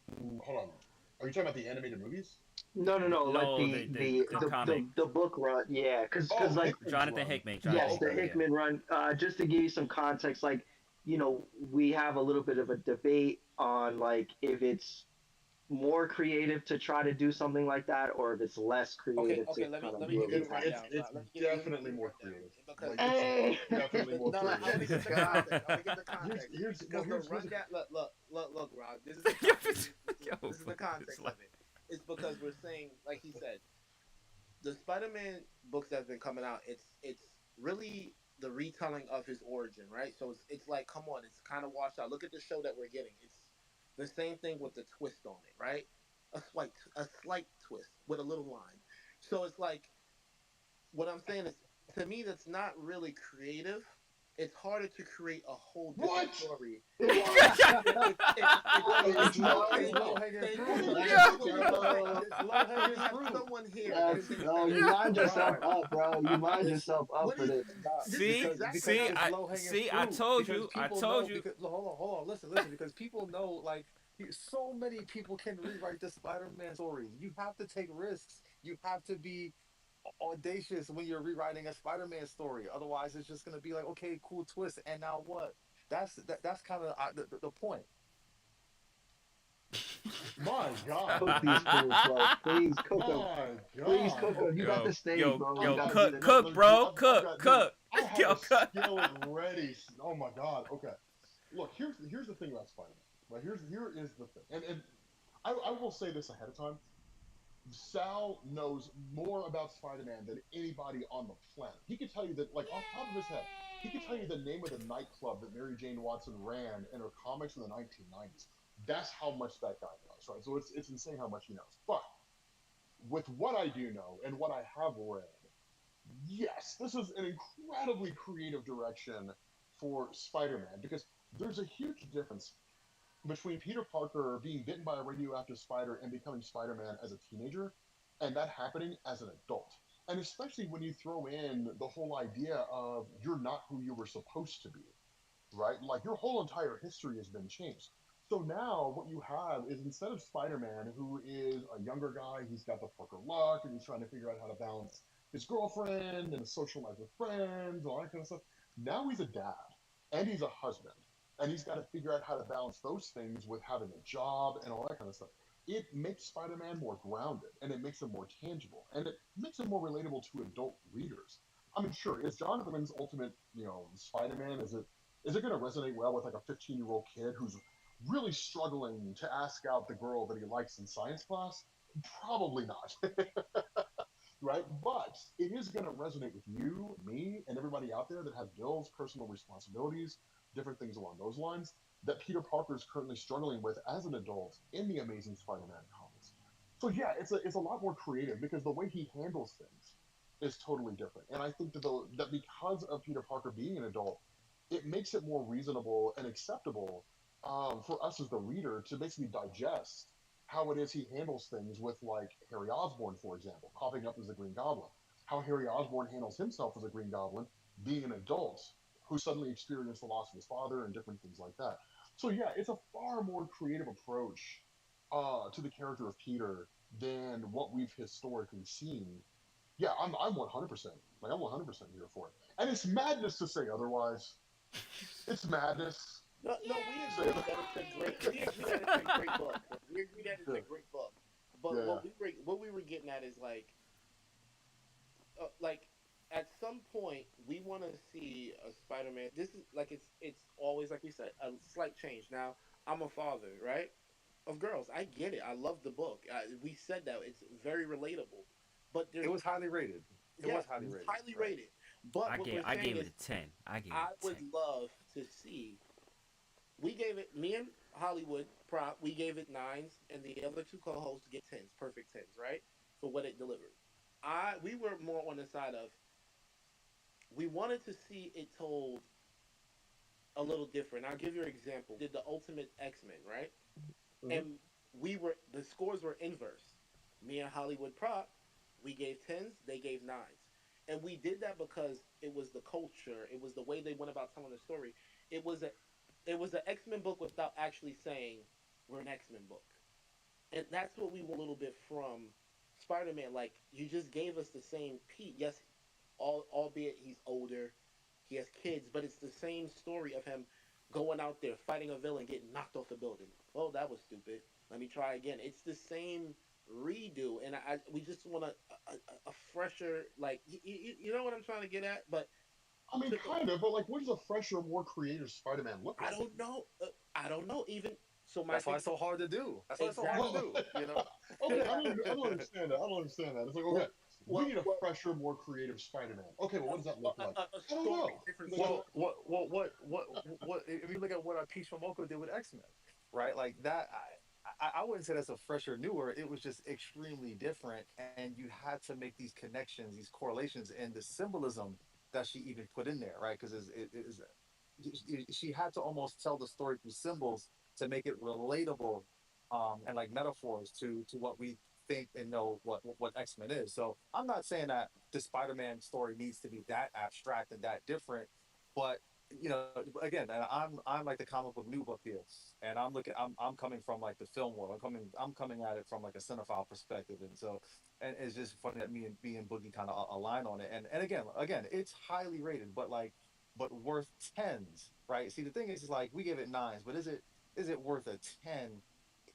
Just for that little bit of extra, just I feel like there wasn't a lot of risk, right? Like, and maybe it didn't need that to be a great story, but I was just looking for, and again, as a comic book newbie, it's like I don't know how many times the Spider-Man story is retold. I really don't know, but for that one, I'm just like, could I have been think a you were little bit looking for more like a extreme. Miles. I think you were looking for like a Miles, which is pretty much a different Maybe I don't character. know. I mean, Maybe. Miles changed the game. When Miles Hmm. was introduced, when Bendis and Sarah Pichelli threw out Miles Morales, they changed the way that Spider-Man comics were perceived for a lot of people Hmm. because Spider-Man comics were, hey, I'm Peter Parker and I'm being attacked by any one of my Sinister Six again. How am I going to think my way out of this one? And the stories were relatively mundane. But then Miles comes along. And Miles is like, I've been bitten by the same spider that bit Peter Parker, and Peter Parker is dead. Do I become Spider Man? Right? I mean, it's in his own way, and the way the story was written. it wasn't really as direct as Uncle Ben with his dying breath. With great power must also come great responsibility, Peter, and then takes his last breath, and that's the end of it. But Miles basically got the exact same thing. Right? He has the power to do something with the power he has, so he has the responsibility to. But how does he handle that? Is it desecrating the memory of Peter Parker by jumping out there and becoming Spider-Man? And if you guys read the original Miles Morales comic, that was a huge focal point. So much so that he throws the costume on, he goes out there, and then Nick Fury and like Jessica Drew, right, the female clone of Peter, they pull him aside and they're like, "What are you doing? You don't Mm, just jump out there and be Spider-Man. That's not okay." Right? That kind mm, of. And in a lot of ways, it kind of reflected the fan sentiment of Miles at the time, which was he's not our Spider-Man. And then Bendis is like, "Oh yes, he is," and he writes a story called Spider-Man, which is where Miles and Peter meet for the very first time. Like Miles from the Ultimate Universe and Peter from the main Marvel Universe, mm. right? They meet each other, I have and that like book. I have Mysterio. that book. Yeah. Yeah, yeah, like Mysterio ends up in the Ultimate. I think it's Mysterio or Vulture or somebody like that. They end up in Hmm. the Ultimate Universe, and so yeah. So like they and at the end of the story, Peter's just like, "I give you my blessing to be Spider-Man," and Miles goes forward to the new Spider-Man, which is kind of Bendis telling the reader like, "He's here to stay, guys. He's not going anywhere." And then eventually people sucked it up, and now they love the character of Miles. But the story of Miles was wildly different because it wasn't just this, I'm this kid who's struggling with just young person life stuff. Miles is like, I'm a poor kid in the inner city, right? I'm going to a charter school. I got in there by a lottery system. There's a lot of like real world things that people were struggling with at the time, and they're still struggling with, that were reflected in his comics. And because of the fact that there was that relatability there were a lot of people who otherwise would never have read a Spider-Man comic that got into it. But at the end of the day, Miles' stories were still Spider-Man stories, right? A young guy dealing with these small little things. It's only really by virtue of who the character interacts with that make the stories unique and make them stand apart from what's previously been done. Like for example, right now in the Miles Morales comics, he was bitten by Blade during Bloodhunt, so he's a vampire. And Oh right snap. now, he's with Black Panther in Oh, Wakanda, and they're trying to figure out how to turn him back into a regular person, And like Black Panther gave him a vibranium suit, which helps him control his vampire urges. Hmm. And I think right now, because of the fact that Miles is part of the Spider Totem, him and Black Panther have to fight each other on behalf of their respective gods. It's really really cool, right? Hmm. Like Bast or Panther fights on behalf of Bast, and then Miles fights on behalf of Aronsi or whatever his name. I can't remember. I can remember what his name is, but the Spider God essentially. Hmm. Um, but those small little tidbits here and there are really what separate things, and it's really what makes the character intriguing. And that's why reading Miles, like if we were having this conversation back when Miles first showed up, and say it's like issue number 3 in the Ultimate Spider-Man, it would just kind of be like, it feels like it feels like a Spider-Man comic. There's nothing phenomenal, but it's only in hindsight, looking at the entire run of Brian Michael Bendis and Sarah Pichelli, and seeing how Miles' character evolved over the course of that run, that you say, okay, given its totality, it was a landmark Spider-Man run, right? One that landed Brian Michael Bendis as the number one writer in Marvel, as if his Ultimate Spider-Man run with Peter Parker didn't even do that, right? Like it elevated him beyond simply just the top of the comic book line. He was doing like interviews on CNN and all kinds of stuff, right? It was a huge deal when Miles dropped. Um, but looking at Ultimate Spider-Man now by Jonathan Hickman, I think this is one of those comic book runs where in the here and now, issue by issue, people will have the same kind of view that you do, where it's like, it's okay. I wish it was a little more creative, and I can't really specify what that creativity is. I know it's not resonating with me in a way that feels different than what I've already read. Hmm. Whereas you got people like me who are just like, it's great. But I think in like a year or 2 years, I think people are going to kind of look back, and I think views will change to a degree, right? This is not Jonathan Hickman's X-Men, where like right out of the gate, he just knocks, blows the doors off. It's just like, Krakoa's here, guys, and the X-Men are going to get wiped out by a hybrid of machines and humans at some point in the future. This one is a very, very slow, methodical build. I mean, you guys, clearly, it's you guys have been, but like the people who haven't. right? Pick up the first issue, and you'll figure out just how slow the comic book run is. Um, but again, it's kind of the Hickman style to do a slow burn. So I'd be curious to see what your all's thoughts are for Hickman's run on Ultimate Spider-Man. If and when he leaves the title, whatever, however much time passes, I'd be curious to see if they change, Hmm. and where they go. If they stay at nines and tens, or if they kind of average out and drop down a little more to maybe like sixes or sevens, or if they stay high and the nines become 10, and you end up finding the creativity that you were looking for. I'm Mm-hmm. curious.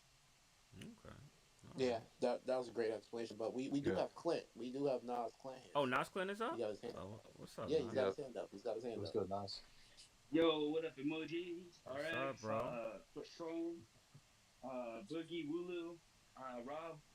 First off, I'm just gonna say this with a breath of fresh air. This has been a freaking awesome, fun space. Uh, and I'm just gonna say this right now. I'm just gonna call is anyone that was here 2 years ago when we had Comic Alley back with PA Local and ebooks. We're just talking straight books, just straight books. This was fire. So Rob, thank you for coming in, and I just wanted to kind of come in hot with this. I'm going to be voting for first ever regrade because on Spider-Man Ultimate #1, because everything that Rob just said, as far as it being a book, or I actually picked up, and someone who wasn't reading books, just kind of following as everyone, and I actually got motivated to pick up Ultimate Spider-Man #1 and read that from beginning to the end and enjoyed the completely different outlook of Spider-Man. And that Hmm. one, as the adult version, coming from a dad with 4 kids, it kept me in there 100%. So I just want Let's to vote for go. regrade Another on that. 10. Another 10. There we That go. needs a 10. That needs a Let's 10. go. Let's Listen, go. listen. Another We not on 10. that. Let's We go. not on that. We can't go back. We can't go back and add 10. No, we gotta crack that slab. We gotta crack that digital slab. All these people regrading nowadays, we gotta do a first ever recrack on this digital slab and pop Oh, that that's 10 on I crazy. there. agree. I Pop that agree. I 10 on agree. there. Nah, it's on the blockchain. Chill. That's crazy. Oh man. No, appreciate you willing to That's see, awesome. bro. What'd you Appreciate say, you, Nas? bro. No, nothing. Appreciate you, bro. But yo, Is but is yo, there someone else? yeah, What we you say, got bro? Wulu. Oh, Wulu was Wulu's. going on. Oh, Wulu had his Wulu's hand here. up too What's good, before. Wulu? Yeah. Wulu, what's going on? What's going on, y'all? The comic shop, Thursday's finest show. You know what I'm saying, baby? Man, I just hopped out the sauna, man. I saw how the space was going. I'm like, okay, something's a little different. Y'all got my boy Rob in here. Yo. If y'all don't know, bro, Rob one of the biggest, YouTubers when it come to comics explain, bro. I The just watched your biggest. The video, bro, biggest. on that Ultimate Wolverine, bro. You know what I'm saying? I like what they doing with the suit, Winter Soldier type aspect to my guy. Ooh, You know what I'm saying? I fire. want to see how this turns out. You know what I'm saying? So I want to say welcome to the space. These guys do this on a weekly basis. They cover all the material, bro. Yeah, man. So just welcome. I just want to say welcome, man. And bro, I love the content. Love how you go into all the comics, uh, the current stuff. You go into some of the older stories. You got the whole storylines. Love it, bro. Keep it up. But yeah, man. Welcome. Awesome. Thank you. You know what's so ironic is like most of my fans don't know how much I know. We're figuring that out right now, bro. Because like I said, Yeah. Bro, we don't. The beautiful thing I think that we bring is that we yeah. don't try to be experts. We talk about it and we go through the feelings of it, through the movies and everything like that. Like we literally had a debate the other day about like, is Tony Stark like surpassing Wolverine and like popularity like nowadays because of the movies and things of that nature. And we know where 181 stands and where uh, Iron Man's FFA stand. Like we're not debating that, but it's just that we go through different things, and I think us being quote unquote newbies at this, it allows us to mess up, and having someone like you come in here and explain this is dope as hell. You know what I mean? So yeah, man. Trust me. We know. At least I know that you know more than ChatGPT about comics, bro. Like I'm pretty sure. I love I'm all pretty that. sure that. I'm pretty sure that's the case, dog. For real. Yeah, yeah. Yeah, we definitely figuring out. You know a lot, bro. Like that. This is crazy. Yeah. Yo, We. to tell you what's going on, we got the Ted up here real quick Oh, too, Ted man. up here Ted, too. what's going on? Oh Yeah. snap. Yo, what's good, Ted? Yo, what's going on, fellas? How y'all doing today, man? What's I up? saw that y'all was on the Congo. I heard Miles referenced in the latest issue 28, which I was just having a conversation about in depth with my boy with regards to, I think, Comics Explain, how you doing, bro? With regards to Miles becoming, well, pretty much getting bit by a blade and all of that, and him being identified now as a herald, if you will, representative of Quaco and Nazi, who I think you were referencing, whilst Black Panthers, that's that. And yeah, I missed your final point because I was rugging, but that's why I was trying to jump up to see what you were saying. So apologies for missing the ending bit. Were you speaking to when you were talking about Peter Parker? And I think my boy Hollywood, aka Prop, was speaking about the changes that I made in the current arcs. Were you saying in defense of the current arcs, or apologies again for jumping in late? But No, I guess the final point that I was making was that it's, in essence, it's too early to know whether or not it is whether or not Hickman is doing anything that hasn't been done before with Spider-Man. Right? We're what, like maybe 9 or 10 arcs in. We just got the Venom symbiote, like the actual symbiote, different things like that. Um, yeah, it's way too early to know. And the bigger point that I was making, right, is one of the last things I said was I'd be curious to see how people's opinions on Hickman's run changes when his run ends, and people kind of look back on it in hindsight, because again, it's kind of a testament to that, right? Like if I use like Dan Jurgens' run, for example, of Thor, Dan Jurgens' run on Thor in the late 1990s, right, which is the run that bookends into Ragnarok. So like Odin dies during Jurgens' run and stuff like that. It was kind of boring to me at the time. And I was just like, I'm not really feeling this run at all, right? Like Odin dies and Thor just becomes a terrible leader. And it felt like character assassination. But I go back and read it now, and it's just like, dude, this story was phenomenal, man. So it really, over time, and as people's interests and tastes change, our perceptions of stories change. So I'd be curious to see, if the nines become tens, and if the tens become nines, if an inverse, or it's just straight tens, or if it averages out and drops down to like sixes and sevens. Just kind of curious. Yeah. I agree with that, especially because I do that a lot too, even just watching series and things like that. Because I'm big into anime, and a lot of times I look at it as, well, how does this whole story wrap up? Like, how does this, how does this entire thing play out, and look at the whole picture, and that can shape a lot as far as my initial thoughts versus going my initial thoughts going in versus kind of taking it into context with the entire story. So I am interested to once this all ends to see how. But I mean, for me so far, I'm liking the start. I like it. I like the switch ups. I like it, it's a little and you know what, Bug, all right, it is a little twist, right? He's older, but there's so many nuances that happen now because of that, because of the fact that he has a family, because of the fact that he has kids, because like all of these things that literally shape his decisions and how he moves. And sometimes that's all it takes. It just takes a little shift to literally change everything. And I like that. I like the fact that you're kind of like seeing it from a different lens. It is the same person, it's the same Peter, but different experiences, different time in life, different things going on, and that literally changes the scope of everything. Well, I didn't like how naive he was. I'm gonna be real. I didn't like how naive he was. He never was a superhero before. He's like I get that, but you're a grown man. You gotta make grown man. The fact that Uncle Ben's around too. You ain't like he got blown off the building, blown off the top of the Yeah, building. bro, come on. That was the only little thing. That's why I couldn't be intense to me. Because I'm like, I get it. You're new at this. You don't, you're going through it. But I just felt like, come on, you're a grown man now. You're not little Pete. Like, you should have been a little skeptical. Like, I feel you. We'll see. We'll see how it all. We'll see how it all plays out. But we got to say with his hand up again. Tech, what's up, Ted? Yeah, we can't see. yeah, no, my bad. I'll be rugging, so I'm just trying to make sure I know. Okay, fair enough. This the bro comments explained points. I'm gonna say something which might be a hot take. Hopefully it's not. I've been bored with Peter Parker for 20 years. I hope it is. ooh.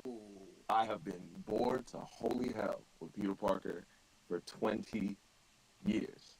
Now, as a lot of people in this space will tell you, like I talk a lot about spiders, my handle, is Tete Anansi, because so I'm Ghanaian by background, and Kweku Anansi, who you referenced, which appears in issue 28, who has appeared before.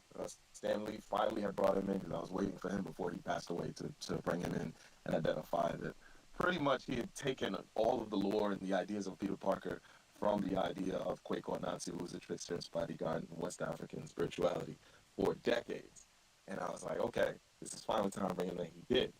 However, he counted out, which is why I was so excited when like Death of Peter Parker and Death of Spider-Man happened. Because I was like, okay, cool, we're finally gonna get to see someone who is represented as a herald of Kweku Anansi, who is both the one of the wisest individuals in the god pantheon, as well as a trickster god, but not necessarily in a kind of Western standpoint, which is why you see the duality of Peter Parker's character being this like pseudo genius, whilst also, he likes to talk shit when he's beating people up and punching them in the face. So Miles, we actually get to see in my opinion, like the naivety reflected. However, not in the same way how we have Peter, which is what my boy I think E Boogie was speaking to, which is what always frustrated me. So yeah, so like, and in that issue, I was actually just looking at the panel now when he speaks about being spoken for. When they talk about him being spoken for by Kweku Anansi, who what was the name? I think Stanley dropped him first time in the issue like 15 years ago or something like that. And then that we pretty much see Anansi stating to Peter Parker or vice versa, like, oh yeah, pretty much like, why do you think that? Why do you think I chose you, or why do you think that you have these powers, so to speak? Because it all goes back to him. But they just kind of left it out into the wings. And yeah, I was kind of frustrated, and I still am frustrated that they kind of haven't allowed him to kick the bucket. I think they're kind of riding the coattails of novelty because they're afraid people will pretty much be pissed at Marvel forever for actually killing Peter Parker and all the runs. But I'm hoping, I think it will never happen, but I think this is a much better arc for the continuation of Miles, given that it's drawing back to the original stories of Anansi, which I highly implore everyone to look up, down to the battles with the Sobo, down to I think there's another one called Onini, which is like the snake. All characters in which you see again represented as villains from the 1950s up until now in modern day Western comics. But again, these are like stories that are hundreds, if not thousands, of years old. Cook, bro. Cook, cook. Okay. Let's go. Dope.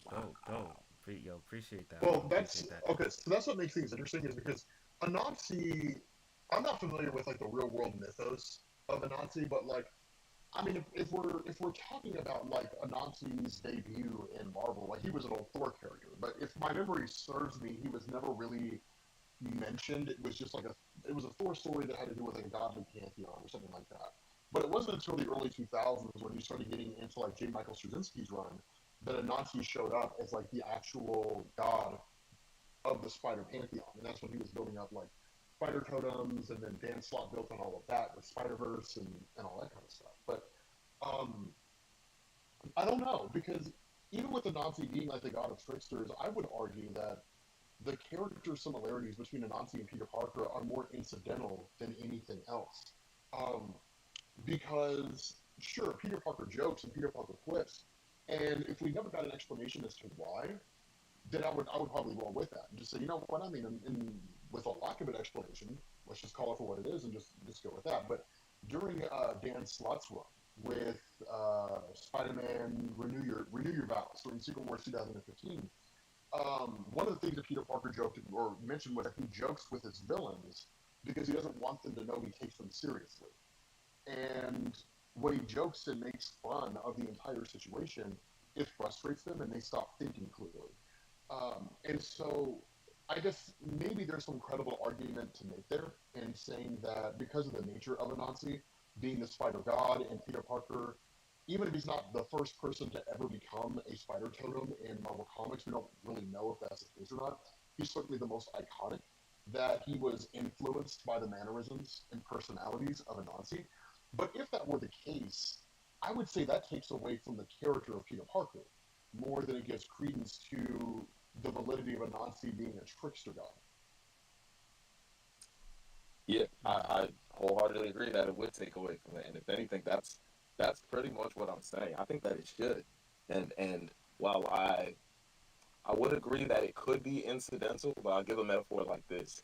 Let's say let's say Christianity ended tomorrow, and then 1,000 years from now, rappers were wearing gold chains. It would be with crosses on them. It would still be impossible to separate Christianity from the fact that the reason why people are wearing crosses is in its relation to a religion which, although not necessarily known by people, still has that connection. You see what I'm saying? Yeah, I get that. And it'd be one thing if Peter Parker was aware of the fact that a Nazi existed, and say, for example, that Peter Parker had met a Nazi at some point before he was ever bitten by a radioactive spider.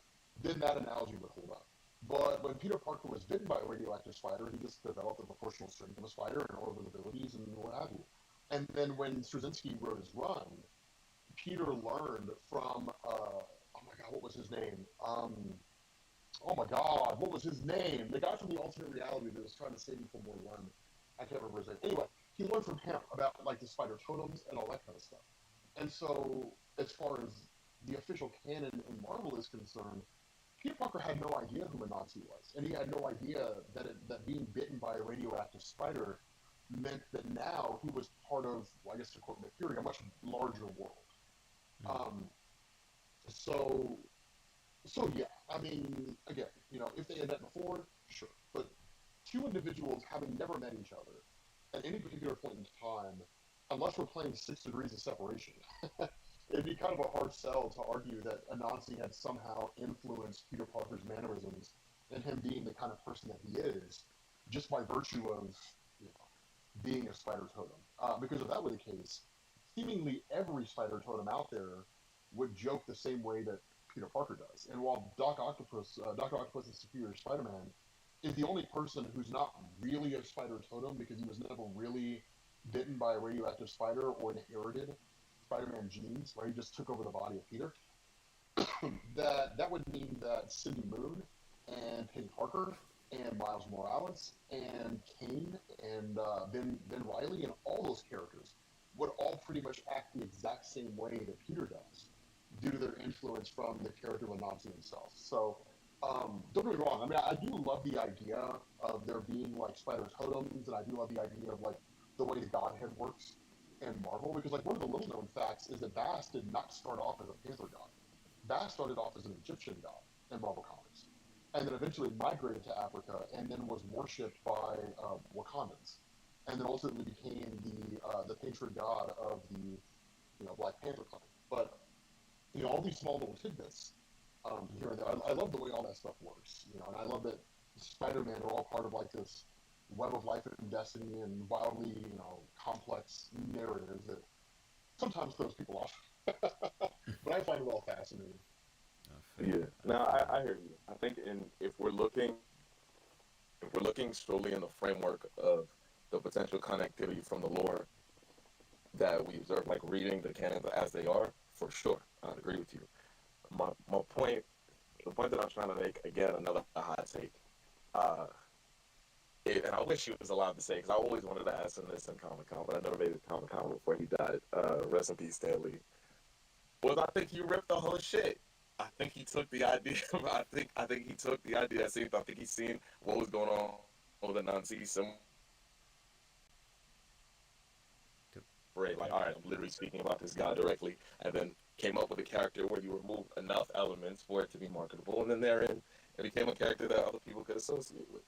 Because I know that, like, at least, again, culturally, and, like, everybody that I know, whether it's in West African, Afro-Caribbean culture, they're talking 3.5 billion people has heard of a Nazi.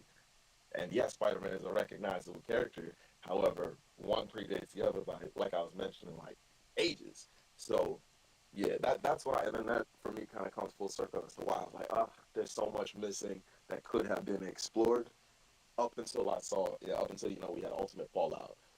And Spider-Man and Peter Parker, and then the introduction of Miles. And then I was like, okay, cool, we might be on to something here. Yeah, this is my perspective. But.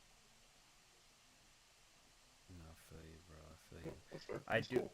I do. I am gonna have to start wrapping things up because I gotta pack up my my setup. But I do want to say, Rob, yo, appreciate you for coming through. This was a blast. I didn't even know if you were actually gonna stop by or not. So, thank you for. I hope you had a good time, man. And feel free to stop through anytime. We do this on a weekly basis every Thursday. So, if you want to come through, swing through. If you want to even be a guest where you review a book with us, hit me up because we can work that out too. So just let me know. But I do hope you have a good time, and I'm glad that you stopped through. We appreciate your knowledge and appreciate your passion, and yeah, man, it was a dope space. It was a dope space. Yeah, definitely. This was like super cool. I had a great time. Yeah, thanks for letting me come on. No, anytime, bro. Does anyone want to have any closing thoughts before we wrap things up? Yeah, as always, like I think we closed out one time before, and then we started going crazy with all the conversations. But I'll just follow up and saying, Yeah, we got to close now. We got to yeah, close. yeah, I yeah, got I yeah. got to.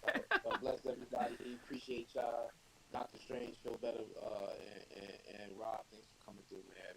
For real, come through again, man. This was like you gave us our old vibes back. You gave us more than that, and just the conversation was great. So please stop by again. For sure. Anyone else want Yeah, to? definitely. Yeah, bro, it was great having you. I'm gonna go ahead and bounce out here, guys. No problem, no problem. Thank you again, bro. Appreciate having you Thanks, guys. man. Have a good one. Catch you guys later. Take care, man. Anyone else want to say anything before we close up? Nah, I think we Yeah, we set need to it up. finalize that regrade. Yo, Regrade is crazy. Oh come man. on, close us Yeah. out, bro. All right, we out, Close we us out, out, we bro. out, we out, bro. Let's do it. Let's do it. Hold on. Where's OBS at? There we go. All right, here we What's go. the plug for next week, man? What's next week's thing? Oh, damn. You know what? I'm glad you said that. I'm glad you said that, Lulu. Really quick.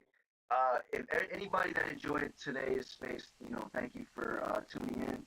Next week, we're going to have Informant on the show, so that's going to be an exciting one. So definitely tune in and, check us out on the timeline to see what book we'll be reviewing. Same time. But yeah, go ahead, Emoji. Thank you, guys. Thank you, Lulu. My mic's over here, but it's all right. It's cool. All right, here we go. Once again, thank you everyone that came through today. Appreciate y'all.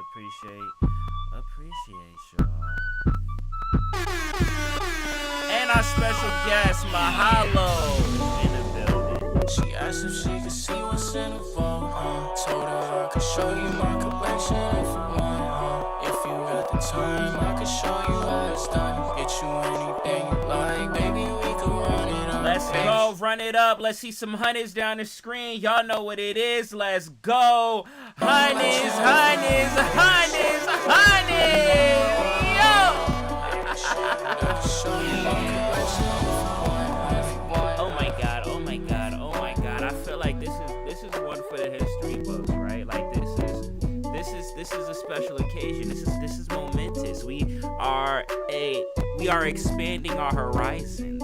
Once again, big shout out to Rob from Comics Explain that came through tonight. Made the night a bit special. I gotta give a shout out also to my co-host, RX Sage, Propagandist, E Boogie, and our special guest for tonight that picked the book, Mahalo, or as Gex would say, Mahalo. Mahalo Joe. My name is Emoji. We do this every Thursday, 7 p.m. Eastern Standard Time, and this is called